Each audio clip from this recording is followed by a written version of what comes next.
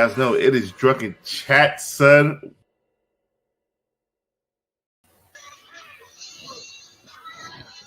Oh shit, man! You know that shit never gets old, man. That stuff never gets old, man. It's just like it ain't the weekend until I hear that song. You know how it is, man. So Turn hey, up. welcome to it's Drunken Chat, son. Once again, freaking hanging with the freaking boys. Unfortunately, Mel can't make it tonight. He's on that bag trying to bring those bags home to mama, get her a couple of extra. Mama needs some brand new freaking Jordans. You know how it go. So he's out there freaking cleaning up in the streets.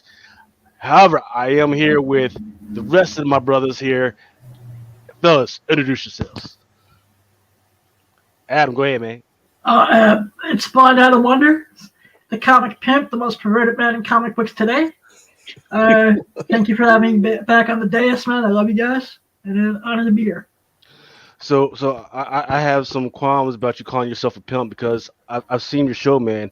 So far, I see you've only with with a few hoes of a certain freaking skin persuasion. You haven't had any freaking sisters on there. So until you start getting some sisters on there, I'm gonna have to freaking grab that freaking that title from you. But I'm gonna let it slide. I'm gonna let it slide. Wait, when I do my move on August 18th, to Wednesdays, there's gonna be improvements, and there's gonna be lots of improvements. It's gonna be awesome sauce. You said improvements. You can't do that on YouTube. I said improvements.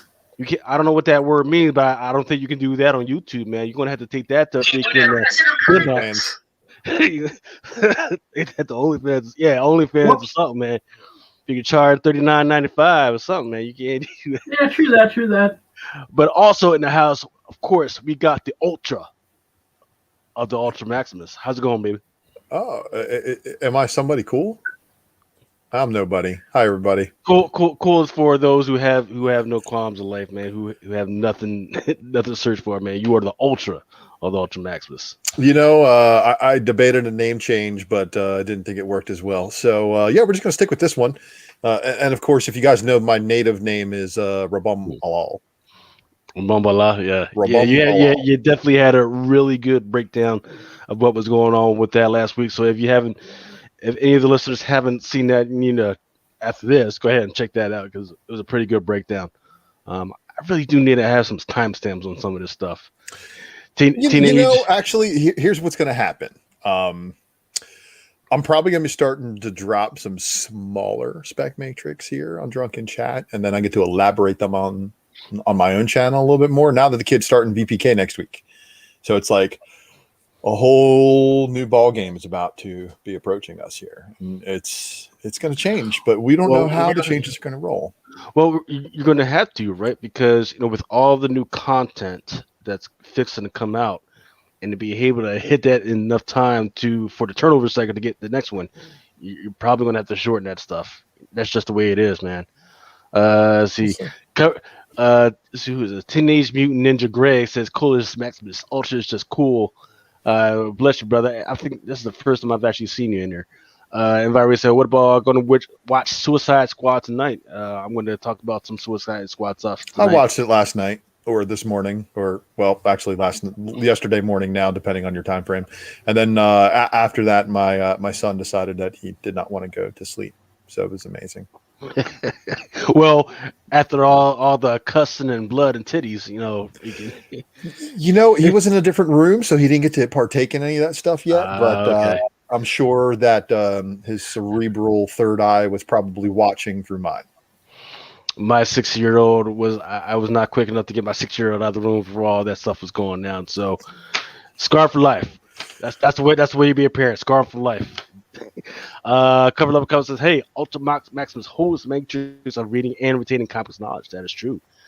Comic Book Con says he got his CBCS order greens back coming in the mail tomorrow, and got something that's killing the children 11-100 Department of Truth 99. That's major. Nice. Wow, that's major.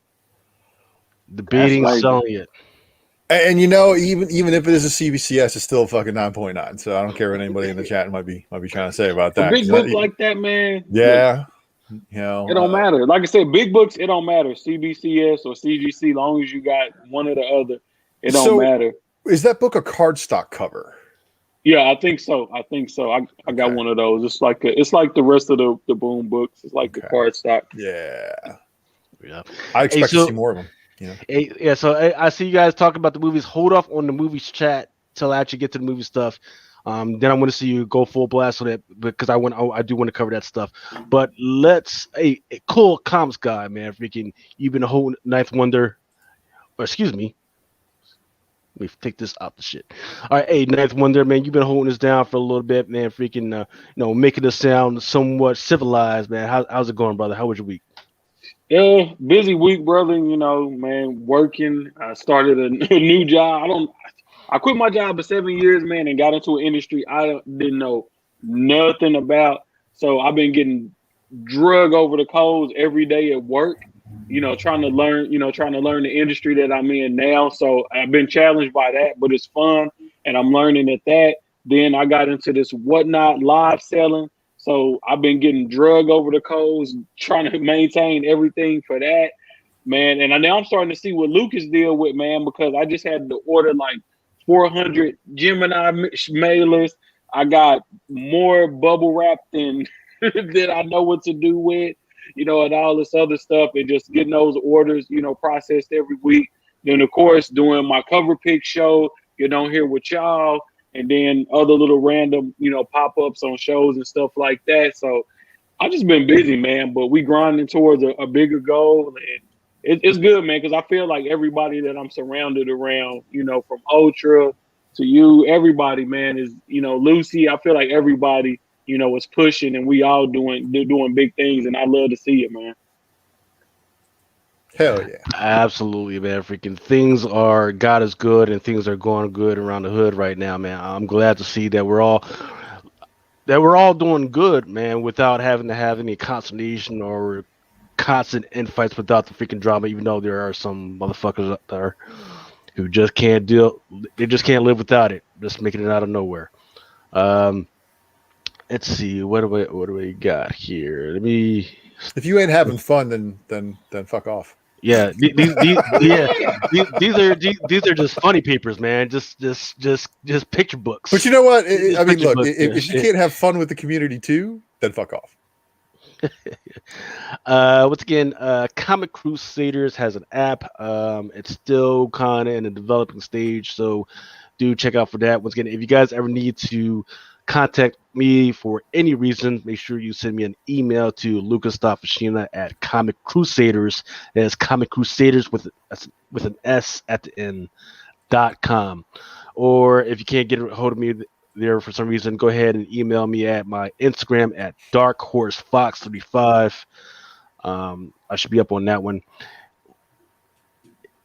And once again, if you are listening just by chance and you haven't already subscribed to the Mighty Mel channel, go ahead and click the like and subscribe button if you please. Mighty Mel V.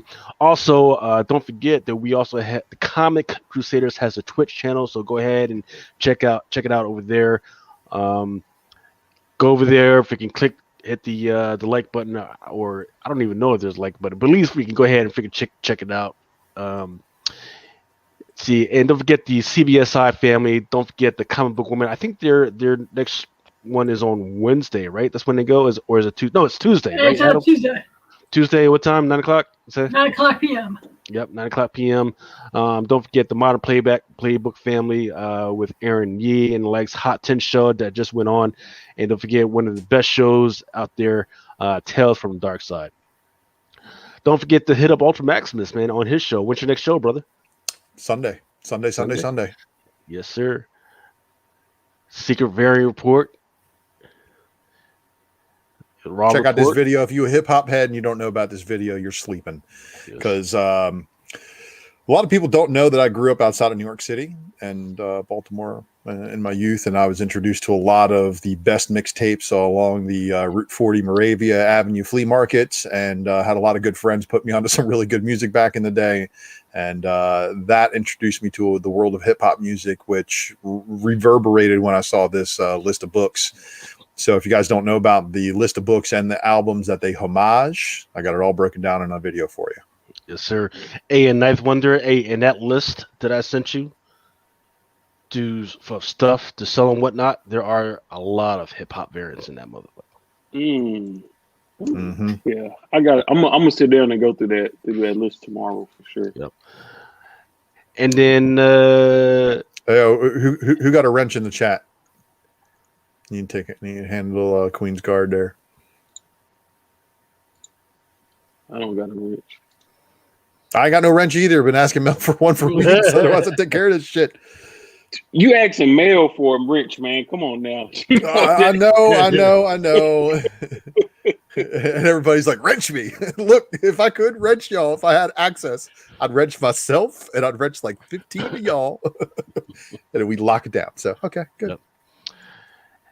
And okay, so let's get into the news real quick. So once again, this was what it looked like last week. A whole bunch of red, a lot of concentrations. And once again, in August, that's usually when you're supposed to stay away, make sure you stay liquid, and get ready to pounce on those discounts. Well, this week it turned a little bit greener, right? But there were some reasons behind it turning green. Well, it was actually greener than the last week. So what happened?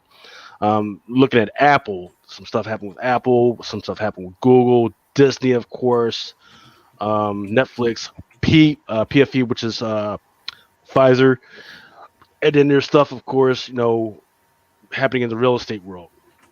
With Google, the most interesting thing is that they announced that they are going to start building their own processors, and once again, for the last month, I've been telling y'all about TSMC, the stuff that they've been going on with their stuff. Intel, they're going to build their own stuff. They've been building up a lot of factories, and they got the roadmap put out for there.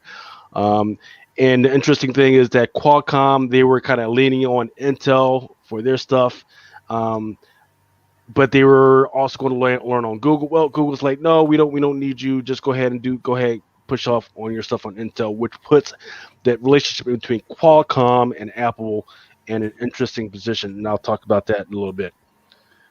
Now,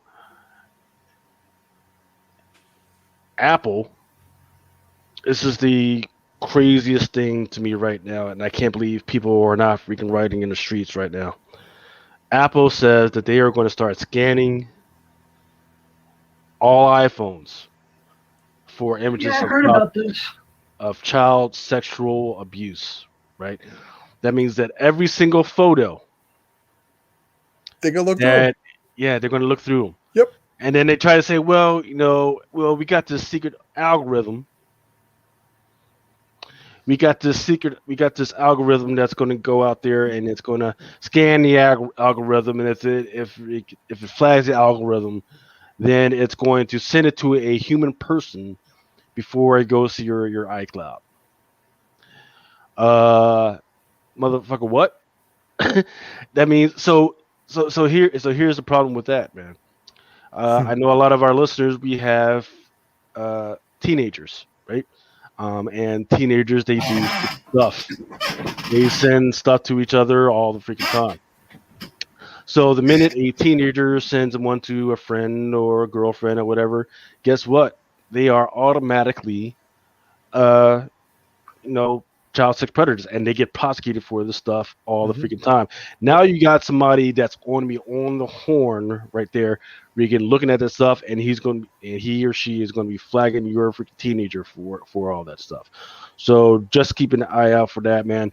And what's crazy is, it didn't really affect Apple that much, or maybe people don't really understand what's going on with that. The other part is that, who is behind that? That might be producing some revenue for this. Another part of the story that people are missing that I didn't even put here is that 80 employees from Google just got fired and let go because they were caught sharing images, texts, and all that other stuff in between each other. Not just in between each other, sharing it outside of the Google out of the Google freaking office. Sending it at home, sending it to their wives. Some of them are getting paid to look up information and doing the like. So imagine what's going to happen when some of the Apple employees get this power. And they're getting Y'all paid. y'all wanted more of this? That's crazy. Because all right, so this is not going to be the end of it, though. This is going to be just where they're going to start, and then next thing you know, they're going to start getting rid of any images of propaganda or anything they deem that doesn't meet their narrative, and then of course, they could hear you say something they don't like, and they're going to shut off your phone next. So welcome to the new age, everybody. Welcome to 1984, everybody. No. That's too much of a reference for some of these people. They don't know what that reference means, Adam. Google it.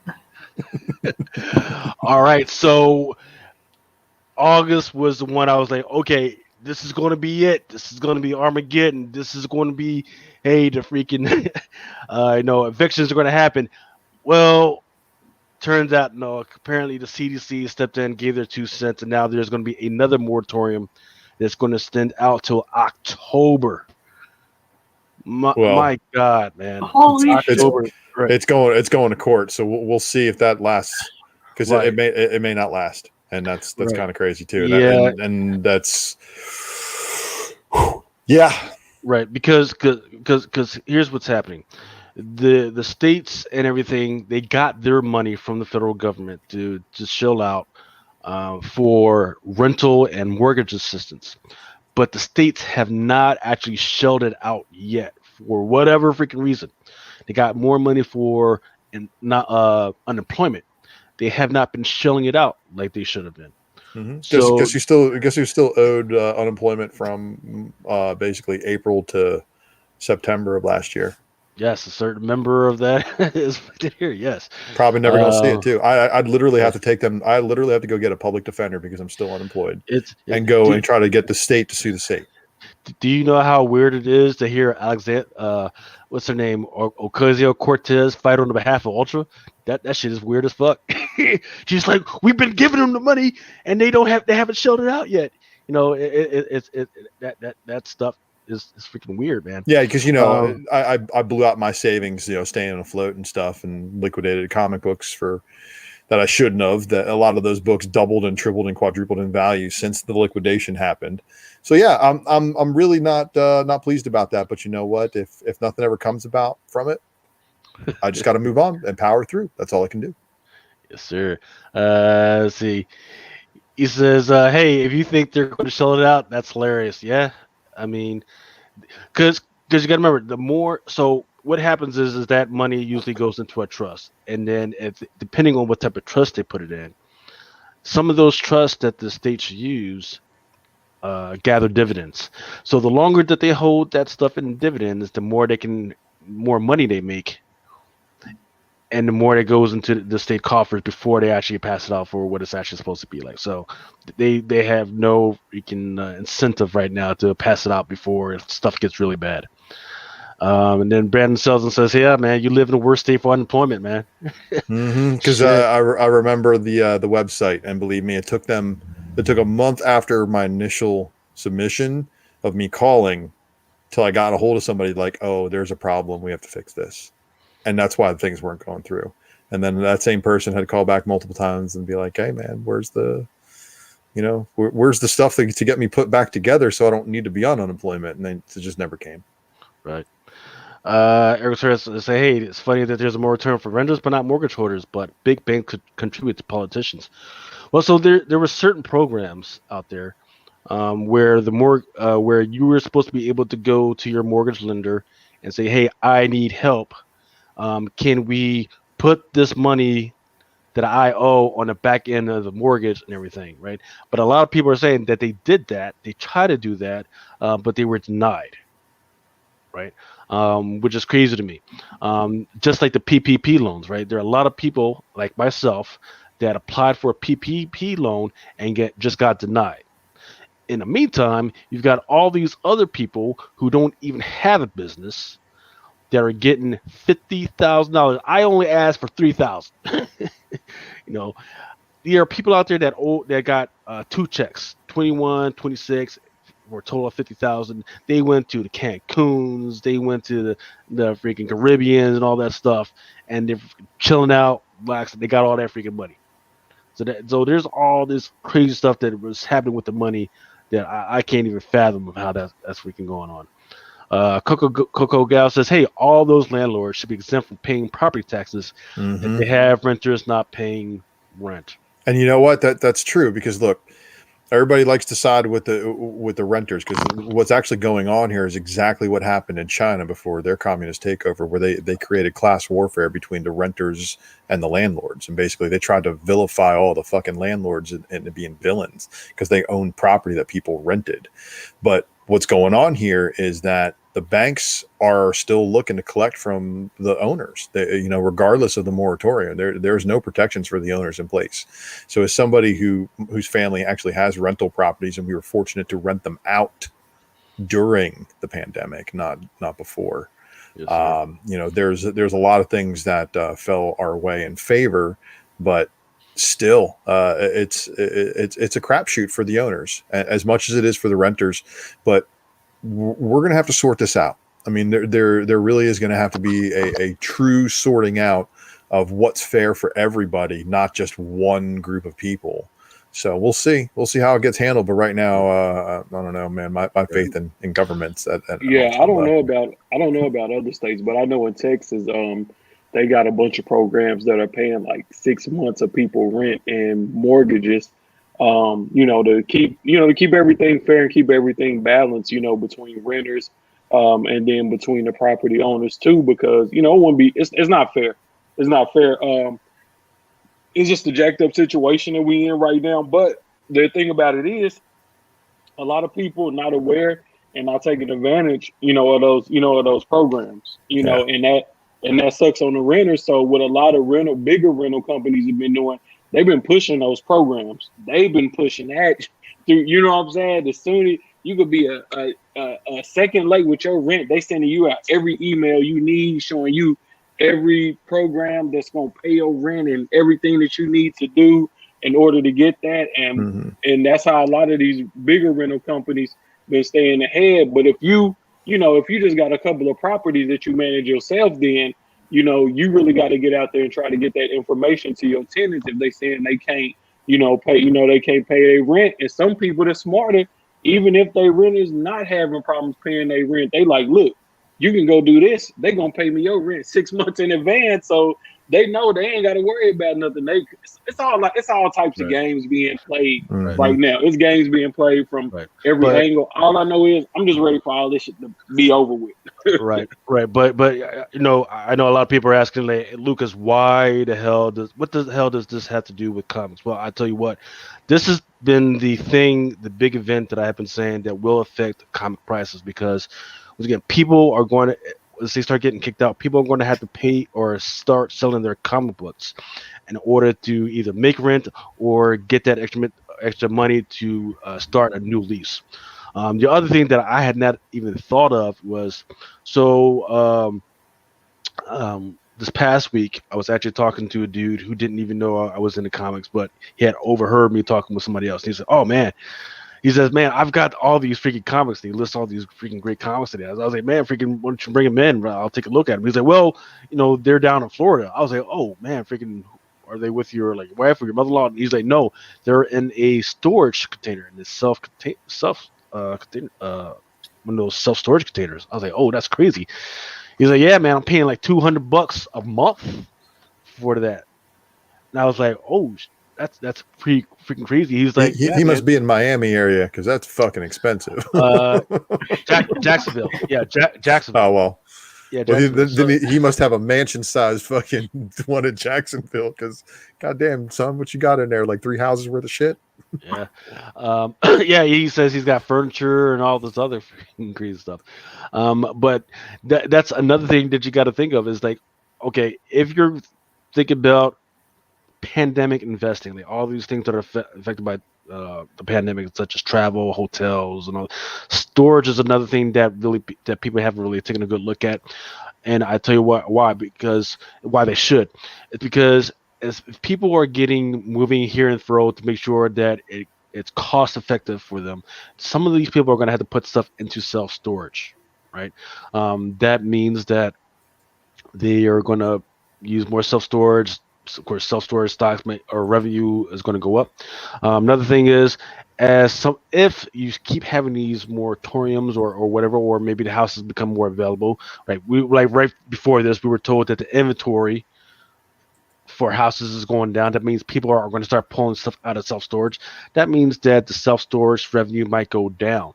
So this is something that definitely going to freaking watch out for. Once again, and as people start pulling stuff out of their freaking self storage, that means people are like, "Oh man, I got these freaking comics that I had in self storage. Maybe it's time to get freaking rid of them because wifey doesn't want me to have it in the house." Always happens, right? Because we know who really runs the house. Let's see. Cook Gals talks about landlords are just middle class people. They're not they're not greedy rich bigwigs. They're not Blackstone. Blackstone doesn't deal directly with rental market. They just own the houses, and what Blackstone's doing is, like I've said previously, they're trying to leverage against inflation, which is about to come crushing the motherfuckers. And if you guys haven't looked at used car prices, used cars for the first time in like 5 years, 10 years or whatever, something stupid, have appreciated. Like, what the hell? Like, because you guys know that some of us who drive stuff for a living can actually write off the depreciation of your vehicle. Yes, so the problem is when appreciation happens on a used car, trying to sell it at a premium, then you have to replace it with another premium vehicle. And unless you know of a good deal on a car somewhere, you're just like everybody else. So people are parking their money in things that don't get hit by inflation really hard. Collector cars and real estate are where rich people park their money because they don't drive. Obviously, if this dude's got like a fucking 10-car garage and he's collecting Porsches and Lamborghinis and shit, he doesn't drive every one of them every single day, and he's not driving them thousands upon thousands of miles a week. He's got a beater that he doesn't give a shit about that he'll throw away and buy another one next year, but then he's got a collection of like really hot shit. And there's some cars that were $500,000 last year that are well over 1.5 this year. And it's just like there was 1 year that the Barrett-Jackson auction like started showing there was money to play, and it's just like Barrett-Jackson was like the whatnot of cars. Like, people started their shit, and whatever it sold for is what that shit sold for. Unless I don't think there was any reserves on any of them. So, you're seeing VW buses going for like over $1 million and shit, and going like, what the fuck? Yep. And wondering why people are parking their money there. Yep. So I would say top 5 things that went up during this whole pandemic, right? And this is like after the toilet paper bullshit, the Clorox bullshit, where you could sell a can for like $20 and everything, was freaking cars, especially the ones that were over 6,000 pounds, right? Because those are, all that stuff is taxed up, especially because you could use it for a business. Computer chips, we've been talking about that. Brian and I, we've been talking about that for a while.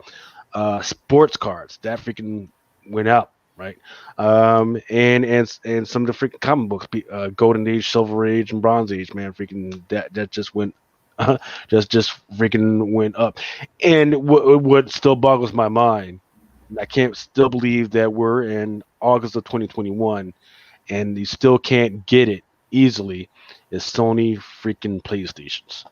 They're already talking about the new one that's going to freaking come out, the one that's later, and that one still. And Sony PlayStations are still hard to get.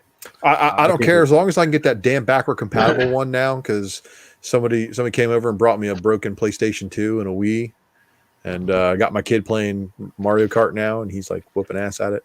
But now we got all these PS2 games. I got this PlayStation that doesn't read damn memory cards. I'm like, you gotta be kidding me. Of all fucking things to break, you don't read damn memory card.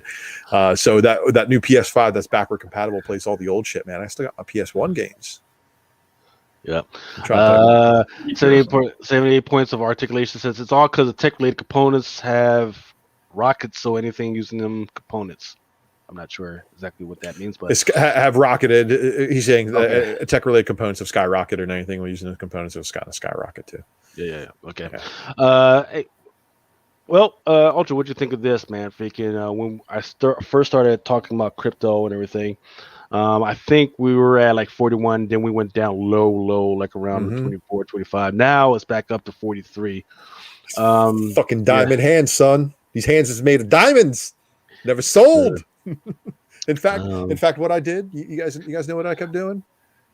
I converted all of my small coins into Bitcoin, and then I rode that wave up from 33 to 43. So yeah, it took a nice little swing upward. The wallet's looking pretty good again. So just don't be like those folks that freaking lost their freaking password or crypto password. I can't believe of all these stories of all these people that have been losing their shit. Like, yeah, man, I made like millions. I just can't find the freaking password. Like, what? Why does that not make sense? Yeah, so the government's again trying to tax crypto, but again, what is your purpose of using crypto? Like think about it. Gamble. Are you parking money and gambling like I am, and basically turning fucking less than $100 worth of buy-in into a crypto wallet of $340, and then just continuing to do what's called trading and shaving? And as long as you never sell, if you're just converting crypto and buying crypto, you're not going to get reported for any tax purposes. And if you're parking your money there, you know what you're parking it there for. And then just make sure it's in your will, just in case. Chad Cave is crying because no Mel V on Drunken Chat says, what is he doing? He's come to look at my Viking haircut my son gave me. That's what he's doing here, Chad. Don't front.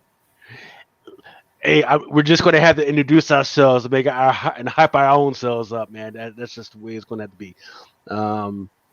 But there was the reason why I honed in on the cryptocurrency is because there was an analysis that came out that says, hey, the way things are going and the way mathematically things are going, Ethereum, which is at 2,900 right now, could go to 20,000. Should be at 20,000. Doesn't say when or where or how and everything, but it should go to 20,000. So keep an eye on that. But you know what that means though, to me, if Ethereum sees that much of an increase, Bitcoin right now being at 43, I look, let's just be honest. If Ethereum hits that high, I see Bitcoin being at 60 plus. Because that's the only way that the entire wave rides up. But watch your smaller coins. If you guys are gambling with the smaller coins and watching, just riding a wave up, and then again converting the coin to a different coin, and then converting a portion of that coin back to another coin once it dips, you know what you're doing, and that's how you grow money. And it's just constantly sitting on a shitter and fucking trading coins and setting up your alerts, man. I mean, that's really all it takes. And you don't need to be a professional investor to do it. You can do it part-time and with not a lot of money. All right. So it was funny that just before we got off, one of the members of this banner just got a call from Aftershock. So shout out to those guys out there. Was it really Aftershock that just? It was a group chat, and I told him, I was like, hey, I'm about to go on Drunken Chat, but some of them are in the chat now. Actually, so this is not from Aftershock. This is from Aftershock. That's from Aftershock. This is from Aftershock. This is from Lisa Wu. Shout out to that absolutely freaking gorgeous freaking lady. They're talking about a sneak peek because Darkness Complete Collection Volume 2 hardcover. So the Darkness is coming out with an exclusive half issue that's going to be available for Kickstarter. So if you're interested in that Darkness, which was pretty famous during the 90s, go ahead and check that out. Darkness has not grabbed a foothold since the freaking 90s, which is a shame. It had a lot of interesting concepts that I think. Who's doing the Darkness? They're redoing it? Mm-hmm. Yep. Mm-hmm. Aftershock? No, it's Top Cow. It's a Top Cow. Is it Silvestri doing it? Yep. Yeah, written by Chris Mitten's doing the art though. So, but Silvestri's I don't concept. expect Michael Turner could. Yeah, of course. Yeah. You might have figured maybe Silvestri was going to write it and draw it too, just because. That's a pretty dope cover. If that's the cover, is that the cover? What is that? Yeah, that's the Kickstarter cover, I believe, and I think that is the Silvestri Kickstarter cover, isn't it? Yeah. Yeah. Yeah, I agree. Nerd out for what says Estacado was such a great character. I hope that's how you say it, because that's always how I said it when I was a kid. The Darkness is one of the baddest characters. Dude, on the heels of that Witchblade run, when Witchblade first started hitting and getting that Witchblade number 10, the all black Darkness cover, man, and then trying to get that signed in like silver or gold, beautiful. That's one of my favorite memories of collecting as a kid was the Darkness and Witchblade Top Cow stuff. So good. So fucking good. I don't know, 78 points. What if Sylvester got better? He has had a lot of time to practice, you know. Yeah.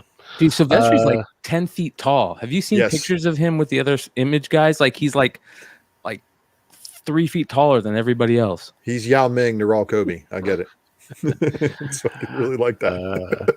Let's take care of some industry news. So Boom Studios has an Eat the Rich #1. I haven't even read it yet, but people have been all over this book. People have been asking me to freaking order this book.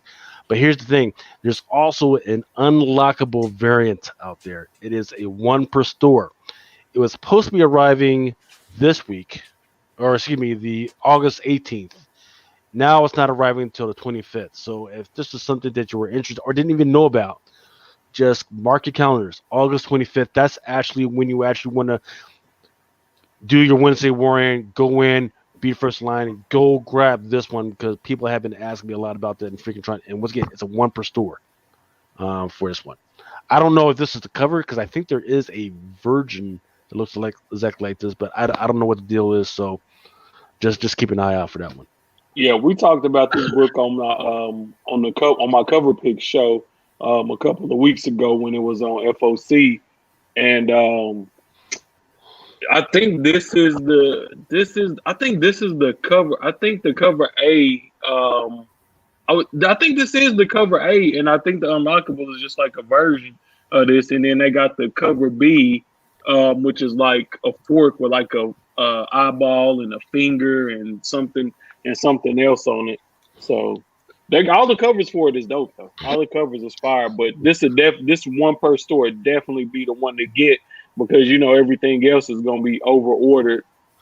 So this would definitely be the one to try to pick up. Sir, JJ Maxwell thinks that a Boom will print 80 billion across 200 variants. I think there's only maybe 4 or 5, which is kind of good restraint for Boom. But I don't. Yeah, man. People seem to love it. I haven't even read it though. Let's get into some movie stuff. Disney pulls Jungle Cruise into the weekend at $77 million globally.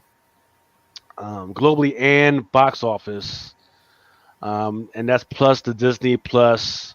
So that was an interesting one. First day that it came out, it actually hit at $13.5 million. Have any of you guys watched that movie yet? Or is this because what this has been billed at as is the next Pirates of the Caribbean, right? Because of all the drama behind Johnny Depp and everything. So they're like, well, we can't mess around with Johnny Depp. Can't do Pirates of the Caribbean without Johnny Depp because nobody wants to see that. So let's go in another direction. Let's do this and see how it rocks out. You haven't? Well, fuck you, Brian Adam. I know you haven't seen it yet.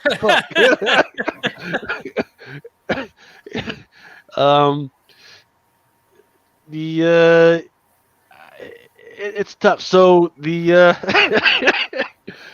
I know I'm going to hell with all the pygmies in Africa. And No, blind people do watch movies, dude. So there is some interesting stuff that is okay. Just for context, that Jungle Cruise is a ride at Disney World, right? And right now they've been putting out all these little caveats and these little devets like, hey, yes, I know you went through the ride, but guess what? While you were in line outside in the exterior and while you were going up to the ride, there's like all these little hints that there's this secret society. It's called the Sea of Explorers and Adventurers, right? And there's like a group of people, that goes back centuries and centuries, right? And once again, Lucas, what the fuck do we care? Well, one of those those explorers and adventurers that's made as part of the group is Leonardo da Vinci. Leonardo da Vinci is in the Marvel universe. He's had I forget what his first appearance was like maybe Astonishing something like 54 or something crazy like that. But there was a more recent adventure that they had him in. It was like Shield #1, which was like not too recent, but pretty recent. It was a pretty interesting story because there was a connection to what's been happening with where Tony Stark actually comes from. But there was also a connection in between one of the ancestors of Shang-Chi. So not saying that they're going to connect that in any way, but I'm just saying that there was an interesting nexus, and it would be interesting. Once again, I haven't seen the movie, but it would be interesting to see if they go that way in any way. Let's see. Also, what came out, and I know some of you have had to have seen this, was Suicide Squad. Didn't quite do too well, but it did what it could, right? Because, and once again, I dare anybody to say, well, they should sue, right? Because Suicide Squad, it didn't just go out in the box office in the theaters, but it also was on HBO Max for free. That's how I watch it. Well, it's not free. You have to have the $15 per month membership in order to be able to watch it. So the regular $9.99 per month subscribers do not have it. Right. Well, it's better than Disney, because with Disney you're still playing at $8.99 plus $30 on top of that. Unless you get a special Google offer and it's $20. And you know what? That's the thing, and I think that's the reason why I think ScarJo's little thing's going to go down, because it's basically the two tickets for $30. That's basically 2 box office tickets. Yes, sir. Well, yep, I will get to that. But I watched this. Anybody else? I did. I liked it. So the problem is that it was awesome, right? Yeah. The reason why you can't compare this to any of the other situations is because, number one, this was an R-rated movie. Mm-hmm. I did not know that. So some of these other R-rated superhero movies you can get away with, but this was R-rated, right? Yes. A lot of cussing that was not in a normal lexicon. Like really, you would have decided to use the F word there. That's kind of weird, man. Really, you're really cussing at a little 9-year-old girl like that? Really? Okay. Or actually, I think she was like 16 or something like that. Really? No, that was not needed. Plus, the HBO Max thing, where HBO Max, if you're a current subscriber of HBO Max, that's free. So you can't subscribe that to the other situation that's going on with Marvel. So it is what it is. But people are going to come after it anyways, especially. But here's the crazy thing. Another reason why you can't come after it is because right now with the whole pandemic Delta variant thing right now, and you can say, well, people don't really want to go out because they're scared shitless right now because of everything that's going on. So that's another layer. But here's the deal. I know for a fact that before all this was happening, ever since the Wonder Woman 84, they decided to pay their actors and their directors and the writers as if this was going to be a $1 billion freaking film off the bat. So there is no consternation about the 3.6 and the 3.310s and all that other stuff. Nobody has to worry about that. So nobody will have a reason to sue them whatsoever. And then, now that brings us to Black Widow, right? So Black Widow, it was going into the its last weekend at like 65 mil. It was supposed to do like 100 mil going to the weekend, but it actually pulled back and didn't do. Kind of only did like 65 mil. Right now, domestically, it's at $170 million. Internationally, 176. Worldwide, that's $346 million. I say again, internationally, that's $346 million. Globally, they went into 43 markets, right? That's 43 different freaking countries, right? So I ask you guys, what do you think right now with those numbers? Do you think that she still has a leg to stand on with that lawsuit? She never had one, but with these numbers, I still feel like she don't have a leg to stand on. Right. I think she might actually have a leg, and it's just only because Disney basically duplicated the box office revenue by charging the additional 30. That right there is basically like I said earlier, it's 2 tickets. That's basically 2 tickets to the movie. about 30 bills before popcorn and soda and shit. So the way the lawsuit's going to frame it is basically Disney not giving her normal cut of those proceeds from the $30 charge or whatever it is, interfered with her earning potential by them simultaneously streaming the movie there and charging $30 for it, as well as as well as the box office. She's got merit in the case, and the only reason why it's got merit is because of how Disney Plus charge people. And the other actors and actresses who are now like jumping in with her, I think what's her name, Emma Stone, is jumping on for Cruella. So actually, I will go into that. So the chart that I'm showing here is, and actually let me break down what the lawsuit actually said, because I actually read the lawsuit. The lawsuit makes about 3 to 4 different freaking points. Number one, yes, it says, hey, we asked y'all. And this is coming from CAA, which is the talent agency for Black women. They say, "Hey, we asked y'all whether or not there was going to be a worldwide theater release, or was it just going to be a SVOD. SVOD is just a straight to home and whatever it is." And then the chief counsel Marvel says, "No, just like all of our other releases, there will be a wild theatrical, right? Wild theatrical, right? That does not, in his comments, it never said, hey, we're not going to do digital. It just says, hey, just like our other, so that could mean anything, right?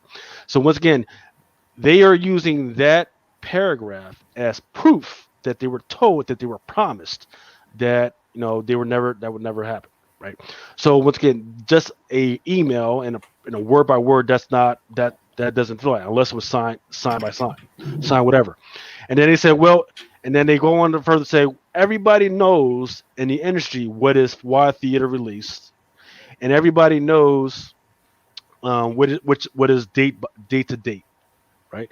And that's all good and well that they think that, but there's an actual document that's out there by the Writers Guild, the Writers and Actors Guild, that has been put out there since 2014, which is right around the time that they signed the contract for Scarlett Johansson, and it outlines, right? Hey, this is what wide theater releases, and this is what each actress should get minimally paid, or actors and actresses get minimally paid. This is what SVOD is. This is what if something is written specifically for a TV series, this is what everybody should get paid. If it's specifically for a play and then it gets turned into this is what it gets paid. So with them trying to say everybody knows what the industry is, they're kind of fluffing up and trying to deter the judge from understanding what's going on without actually providing the document and providing a resource, which is really weird. And then another thing is the press release that has been going out saying, well, no, we don't understand why this is that, and they promise us. Well, promises aren't signed documents, so that's not going to fly. But it's so weird. So and another thing for context that people have to understand is what's been happening with CAA once again, which is the talent agent for Scarlett Johansson, is that they have been losing a glut load of actual talent agents from CAA to all the other talent agencies, to like UTVA and Endeavor. Who's Endeavor? If y'all don't remember when I've been talking about Endeavor just went for an IPO, and actually they just went public maybe like a couple of months ago. They went big. They had been trying for 2 years and they finally did it. Who is under Endeavor? They are under MRC. I forget the name of the actual company. It's like Mark something, whatever. There's a glut load of these companies. So if you look at this, right, look at all these companies. Every single one of these companies that they own. These are all the media companies that I get my information from, that we all get our information. Mm-hmm. Every single story that you ever read about this whole thing comes from each and every single one of these. Variety, Hollywood Reporter, Rolling Stone, Billboards, IndieWire, Deadline, Vibe. Even if you got it from freaking Google or Reuters, you look at it and they will link back to every single one of these because we heard it from this, link to this, right? Well, why did that matter? Well, Endeavor is the competitor for CAA, so it is in their best interest to cause as much consternation and much fight in between CAA and Marvel and cut them off, right? Plus, there was a really nasty thing that they actually did. So there's like five big talent agencies, and those five big talent agencies have been in a fight with the Writers Guild because the Writers Guild wanted something to stop. It's called the packaging deal, which is where you can get two actresses, one actress, and then you get a writer, right? So there's normal, 3%, whatever, 10%. Actually, it's like 3.9 plus the 10% from the actress, right? Well, then the talent agencies were actually skimming off about $100,000 or maybe 10 points from the production company. So that's not only the fee that they're getting from the actresses; they're getting it from the company that's making the film, and they were getting double dipping, right? And when you throw that packaging deal to that freaking film, you get production rights. So that's rights for in perpetuity, right? So, and in some cases, the film company will say, well, if we'll give you we'll buy the packaging deal off you as long as you could agree to lessen the wages of the actors and actresses. So they said, great. Well, Writers Guild said that's no good because in some instances the television agents weren't doing shit. So July 26th, Writers Guild finally came to an agreement with four of those talent agencies that this is what we're going to do. You can't be the talent agency and be the production at the same time. You can't do that. What was the one company that didn't agree to that? CAA, which is the one that's fighting for Scarlett Johansson right now. So right now they are fighting to get every single penny that they could get for that agreement for July 26th. Now, a lot of companies have been saying, well, no, Emily Blunt has sued. No, she hasn't sued yet. They said, if you look at the address, they say she could sue, but she hasn't freaking filed anything yet. So it's a lot of stuff that's in between the black wines. See, JJ Maxwell says no one will win anything that will be settled. I'm pretty sure, and neither party will feel satisfied, and we and others won't care. Well, the winner will be Endeavor, right? Because they're trying to make such a huge tear in between CAA, Scarlett Johansson, and everybody, that the only ones that are going to be able to repair this is going to be Endeavor. Why does Endeavor care? Well, once again, so Endeavor also owns WMB, which owns the rights for Miss Universe, UFC, the Wall Group.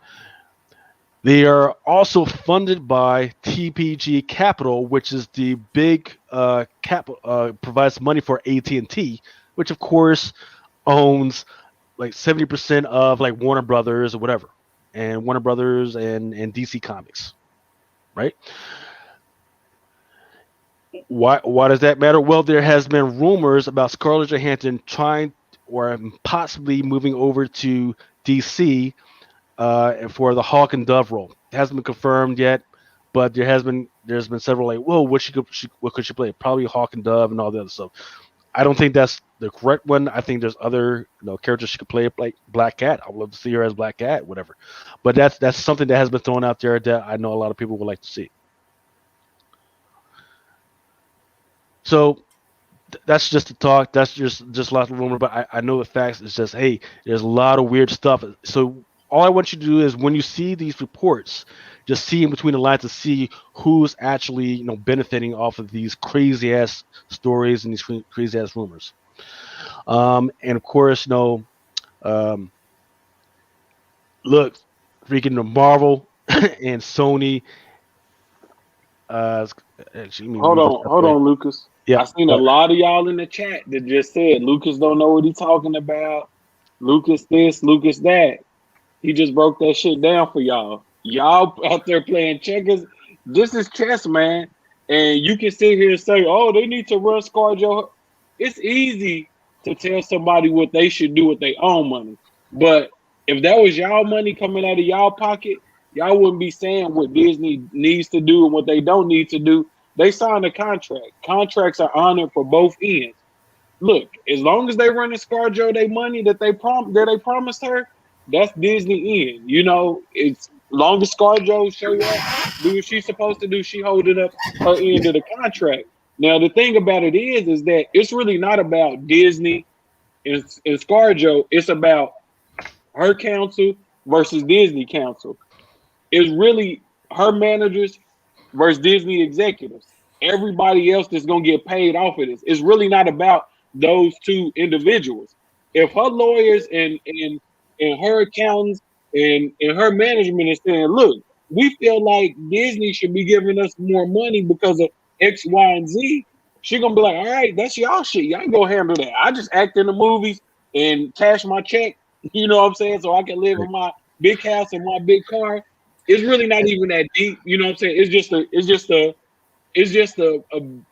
It's a big story because what Lucas broke down is somebody else that can benefit off of this. So they're gonna push that agenda. They're gonna push that agenda and make this seem bigger than what it really is. Right. Disputes like this happen all the time, bro. Like if y'all are out there saying that this does not affect you whatsoever, then y'all must not be in the investment game. Because this is one of the first slides I showed y'all. Disney, right? Disney. This affects Disney. This affects AT&T, right? Because and even in the lawsuit, she talks to that how it affects the investors. So y'all say, well, it doesn't affect you, Lucas. Motherfucker, these are companies that I invested in. You guys should be too, or at least looking out for it. We can't all be freaking just playing with comics all day long. Some of us got to freaking make sure our money is in somewhere else, right? If y'all don't understand that, I'm not sure what to tell y'all. It's not all about the funny pages and the characters in these funny books. The lawsuits, in the lawsuit, CAA, Scarlett Johansson says, well, they did it so they can make the investors happy. Well, goddamn it, I'm happy. Run me my money, you know, run me my money. That these companies are paid dividends, literally dividends every 3 quarters. Run me my money, you know. She's going to get her freaking 20 to 30 mil. Run me my little 30 cents. No, that's all I care about, man. And if y'all can't see how that could affect you, I mean, I guess y'all not in the game. Some of y'all might probably be playing with the AMC and all that stuff, losing like $30 because y'all thought it was going to go to 245. No, y'all go on with that. Y'all go on with that. This is real stuff. You know what I mean? I forget one thing real quick, Lucas. Can you highlight Eric has heard comment? He said Johansson going from Marvel to DC. Hey, I disagree with that. Y'all clowning on DC, but y'all got to look at some of the stuff Warner Brothers is doing. They got John Cena, they got The Rock, they got Michael B. Jordan. They slowly adding up some really high profile actors underneath. Y'all not looking at it like that. They got to have ScarJo. Yeah, they are putting together a good string of, except for that Birds of Prey bullshit. They have been putting together a solid string of movies. That Joker shit was freaking solid. That Aquaman was freaking solid. Okay, that Wonder Woman 84, man, that was some bullshit. So Birds of Prey, there's a punch bowl, but yeah, those every now and then. Right, the Suicide Squad 2 was freaking absolutely freaking crazy solid. You know, I mean, I know I'm freaking cussing out because you know. Shit was for kids. It was rated R, but these are some solid string of movies that they've been putting together. The Justice League Snyder that they decided to release. That was some solid shit right now. So let's see. Any chance ScarJo is the next Punchline? Well, no, I think Punchline isn't she an Asian character, right? So she's not going to do that Ghost in the Shell shit again, right? No. They're going to make her Jessica Cruz so she can get the trifecta and piss everybody off equal. Please, no. I thought I already had somebody for Jessica. As long as she don't play a bad girl, I'm good. Well, then, so look, they're probably looking at her for Catwoman. Let's be honest. Major Well, actually, issue no, says, they're not because Zoe. Isn't Zoe Kravitz Catwoman? So let me break this down. So major issue says if they shorted you for work, you want to get paid too. Here's the deal. Okay, in the Writers Guild paperwork that I told you about, it specifically says how much she should get paid, right? In between, so it's different monies in between how much goes for the theater and how much freaking goes for the subscription, right? Even because there's the money that's for the Disney Plus, right? That's a separate money, and that money is even separate should it go to Netflix or Hulu or some other thing like that, right? So as it is sitting on Disney Plus, first week, 3.6%. Second, third weeks, 10.6. After that, after like 6 weeks, 11.75. Now tell me how she's getting broke off of that. And that's the minimum. That is the minimum, right? So right now, box office, I forget where that was. 360 something, right? 346. Right, exactly. Yeah, box office, 346 million. So think about how crazy CAA has to be. You put out that lawsuit even before it had a chance to get to this number. Was that a UFO? Sounded like a UFO. That was indeed a UFO. Yeah. Definitely trying to make contact. Right. So that's domestic. This is box office numbers. These numbers do not include the numbers that she's going to get off of Disney Plus. 346,000. So she's going to get her percentage off of whatever they agreed on. So let's see. Disney reported the VOD online as part of their box office. Her deal. Okay, that was the 60 million. That was the 60 million, right? That was as of this, but those numbers do not include this. These numbers are specifically box office. So that's all I'm gonna say about that. Let's go through. I forget why I wanted to talk about that, but so the Venom official trailer popped this week. I've not really seen it. Once again, DC Comics, they've been talking about a lot of this talk this week was about looking to the future, looking to the children. It's all about the children, right? So they decided at your local Walmart, there is going to be these special comics specific for children. So if you're ever in Walmart, go swing by the comics section and check these out. One is the Batman flip book, and the other one is the Space Jam: A New Legacy book. And I know a lot of my kids that I know love Space Jam, so go ahead and pick it up. The only new character is that the antagonist villain in there, so I don't know. But if I ever see it in my way, I'm definitely going to pick it up for my kids and keep it.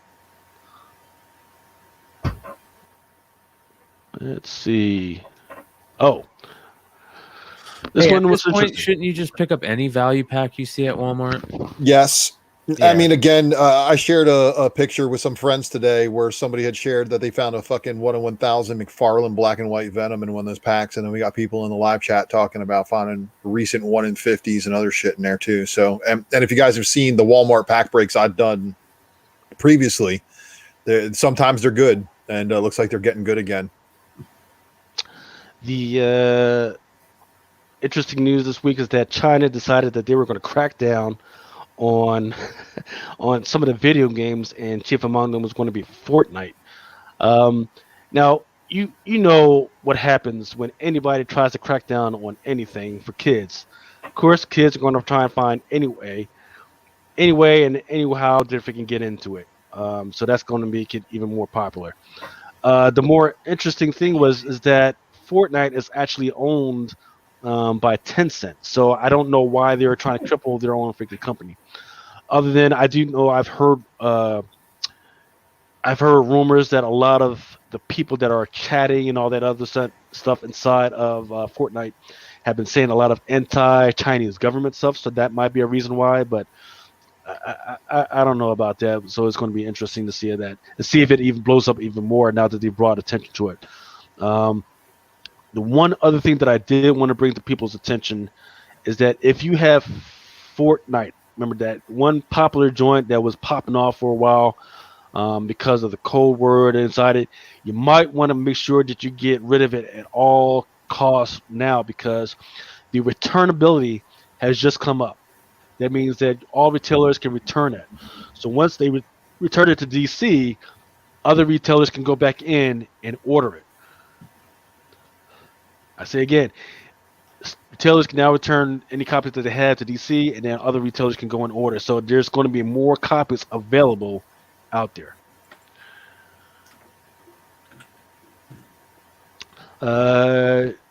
Some of that stuff regarding the China news affected NetEase.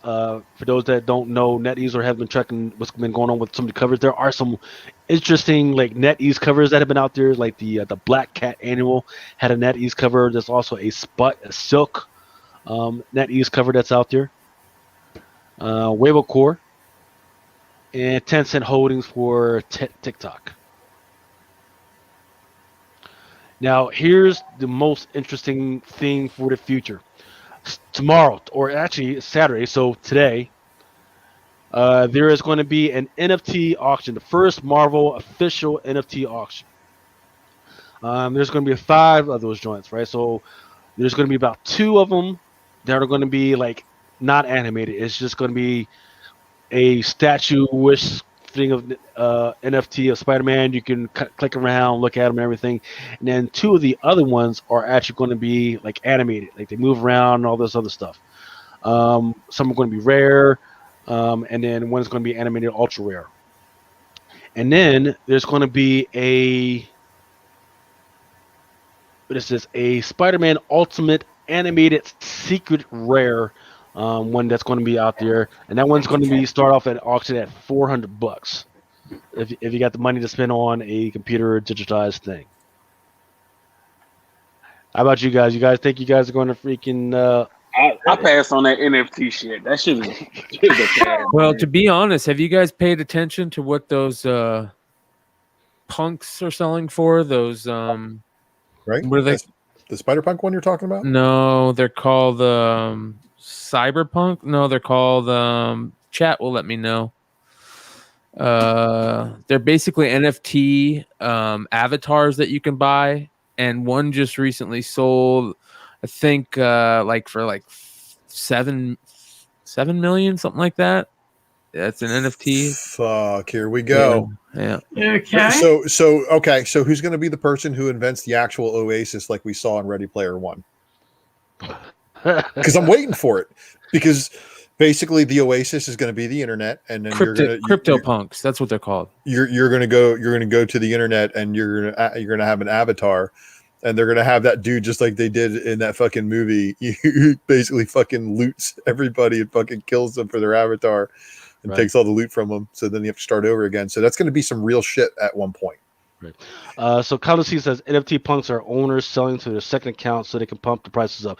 So Marvel has actually said that they will disable second accounts or second seller accounts for at least 24 hours, so that can't happen.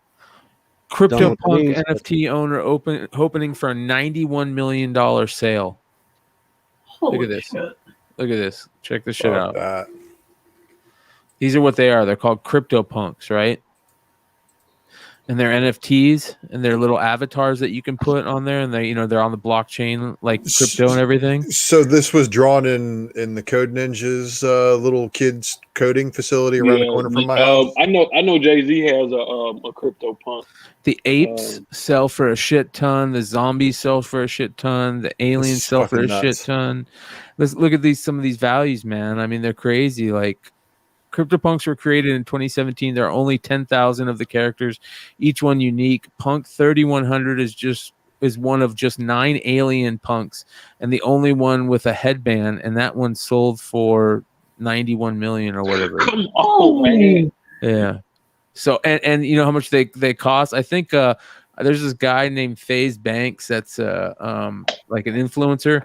He bought one for 50,000 a month ago, sold it for 500,000 just the other day.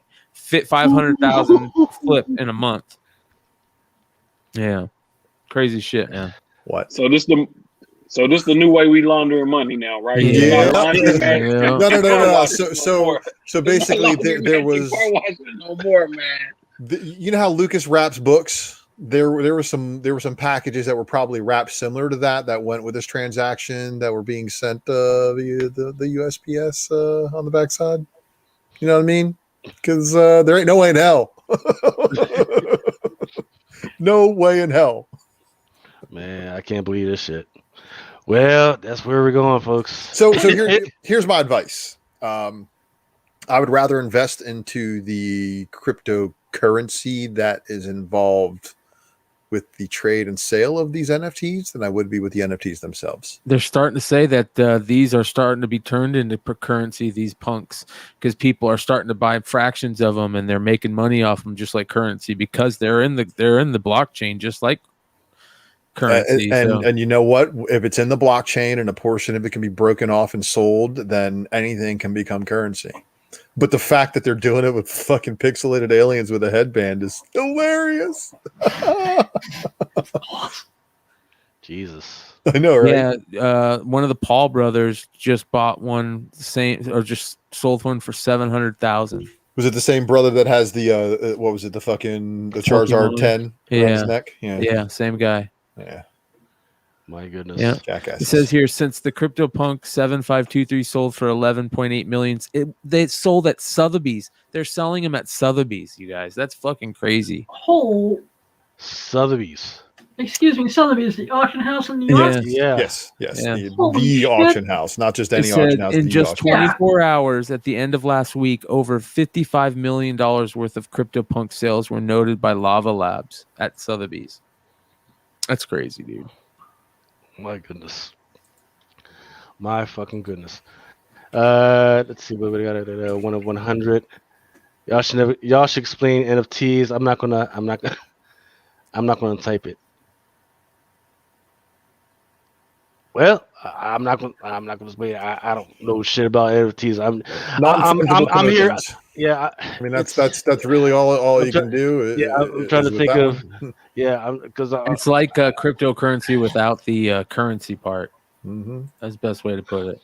But like little art pieces and shit.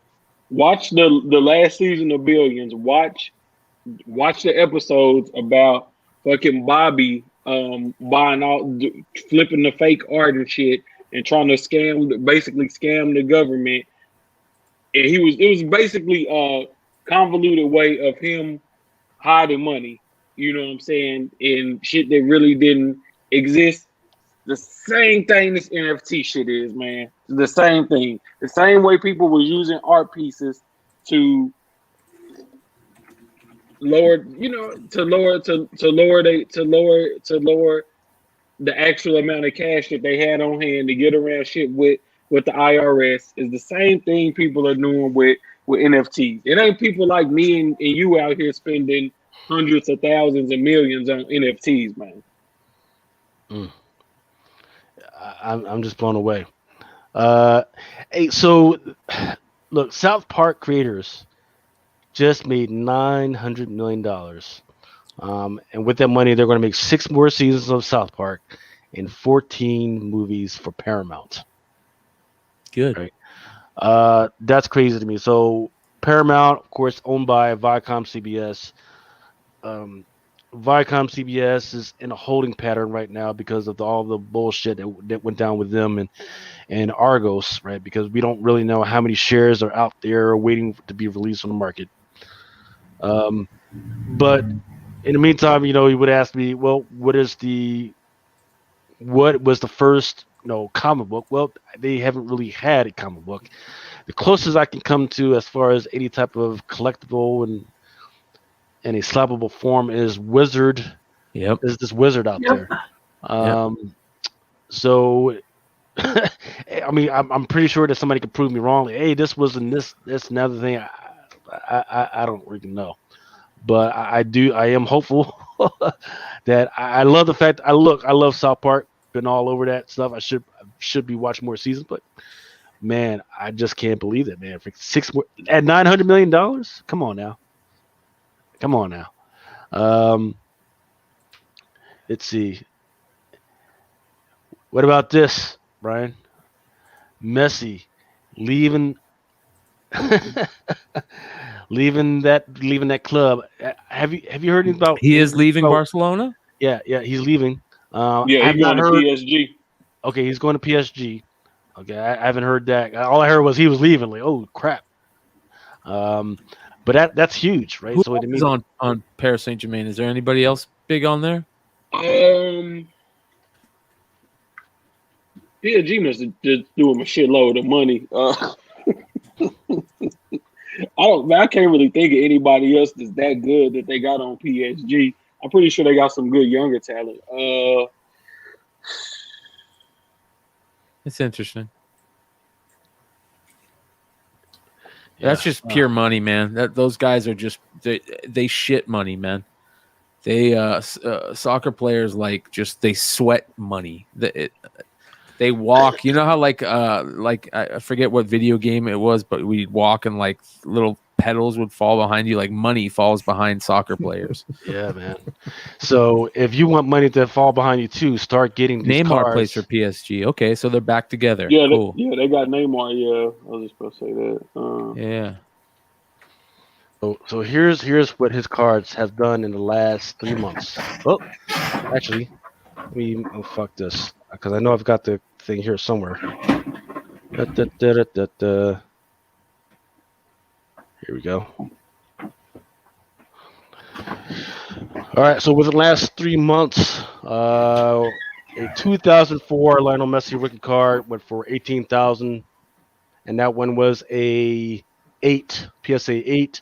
Mega cracks. Before, yes, sir, Mega Crack. That was his rookie card that everybody knows.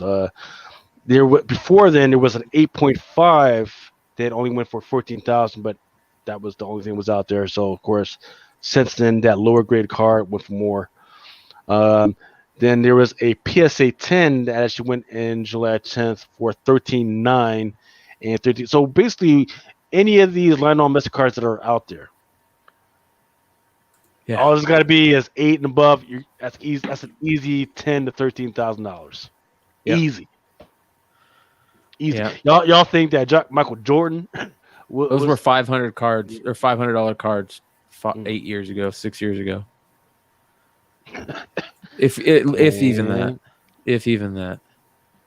Man, I remember when. All right, yeah. Let's get into some actual comic book stuff. And once again, I haven't been able to get around to reading everything, but Avengers number 47, first appearance of Wolf Spider and Winter Hulk. It's a weird deal. There was an N-Hulk lead. I think that was like a 1/50. Mm-hmm. But is Yelena Belova all hulked out really gonna do it for anybody? No. Yeah, that shit look crazy to me. No, thank you. So like there was the She-Hulk that was like Snoo She-Hulk, right? And then there's this, and this is like a whole nother level. like what the hell? So I saw the previews months ago, and it scared the shit out of me. I didn't really want to talk nothing about it. Check out Joe's doing. Yeah, man. Yeah. But the other guys, cool. The Yelena Belova Red Hulk thing, nah.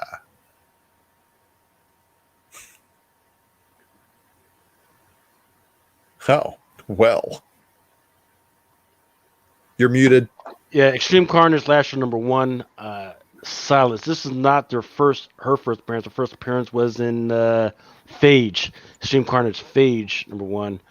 But this is the first one where she was actually named, so we get a name of her. Blah blah blah. This one was that crazy one. This is called the shit on a freaking piece of paper, and color it in. Freaking cover. I think this one was like a 1 in 100, 1 in It's a 1 200. in 50, and they're doing the symbiote goo colors for each of the symbiotes. So,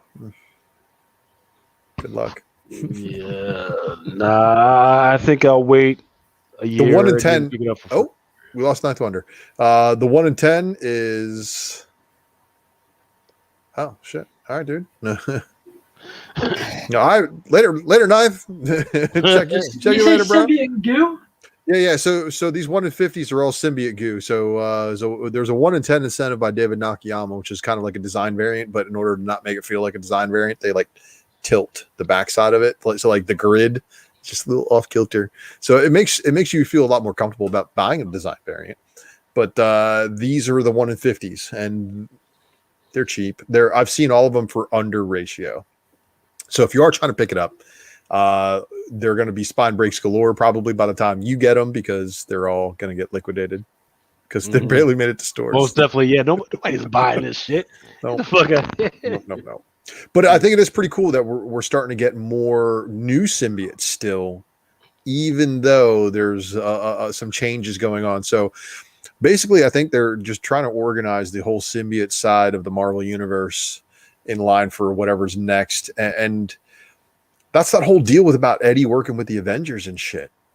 You guys remember that, right? Like that was what they teased in Venom 35 is him working with the Avengers a little bit more. So it's going to be. I'm actually kind of like sidelining. I'm not buying a lot of these books. I am reading them, but I'm not buying a lot of them.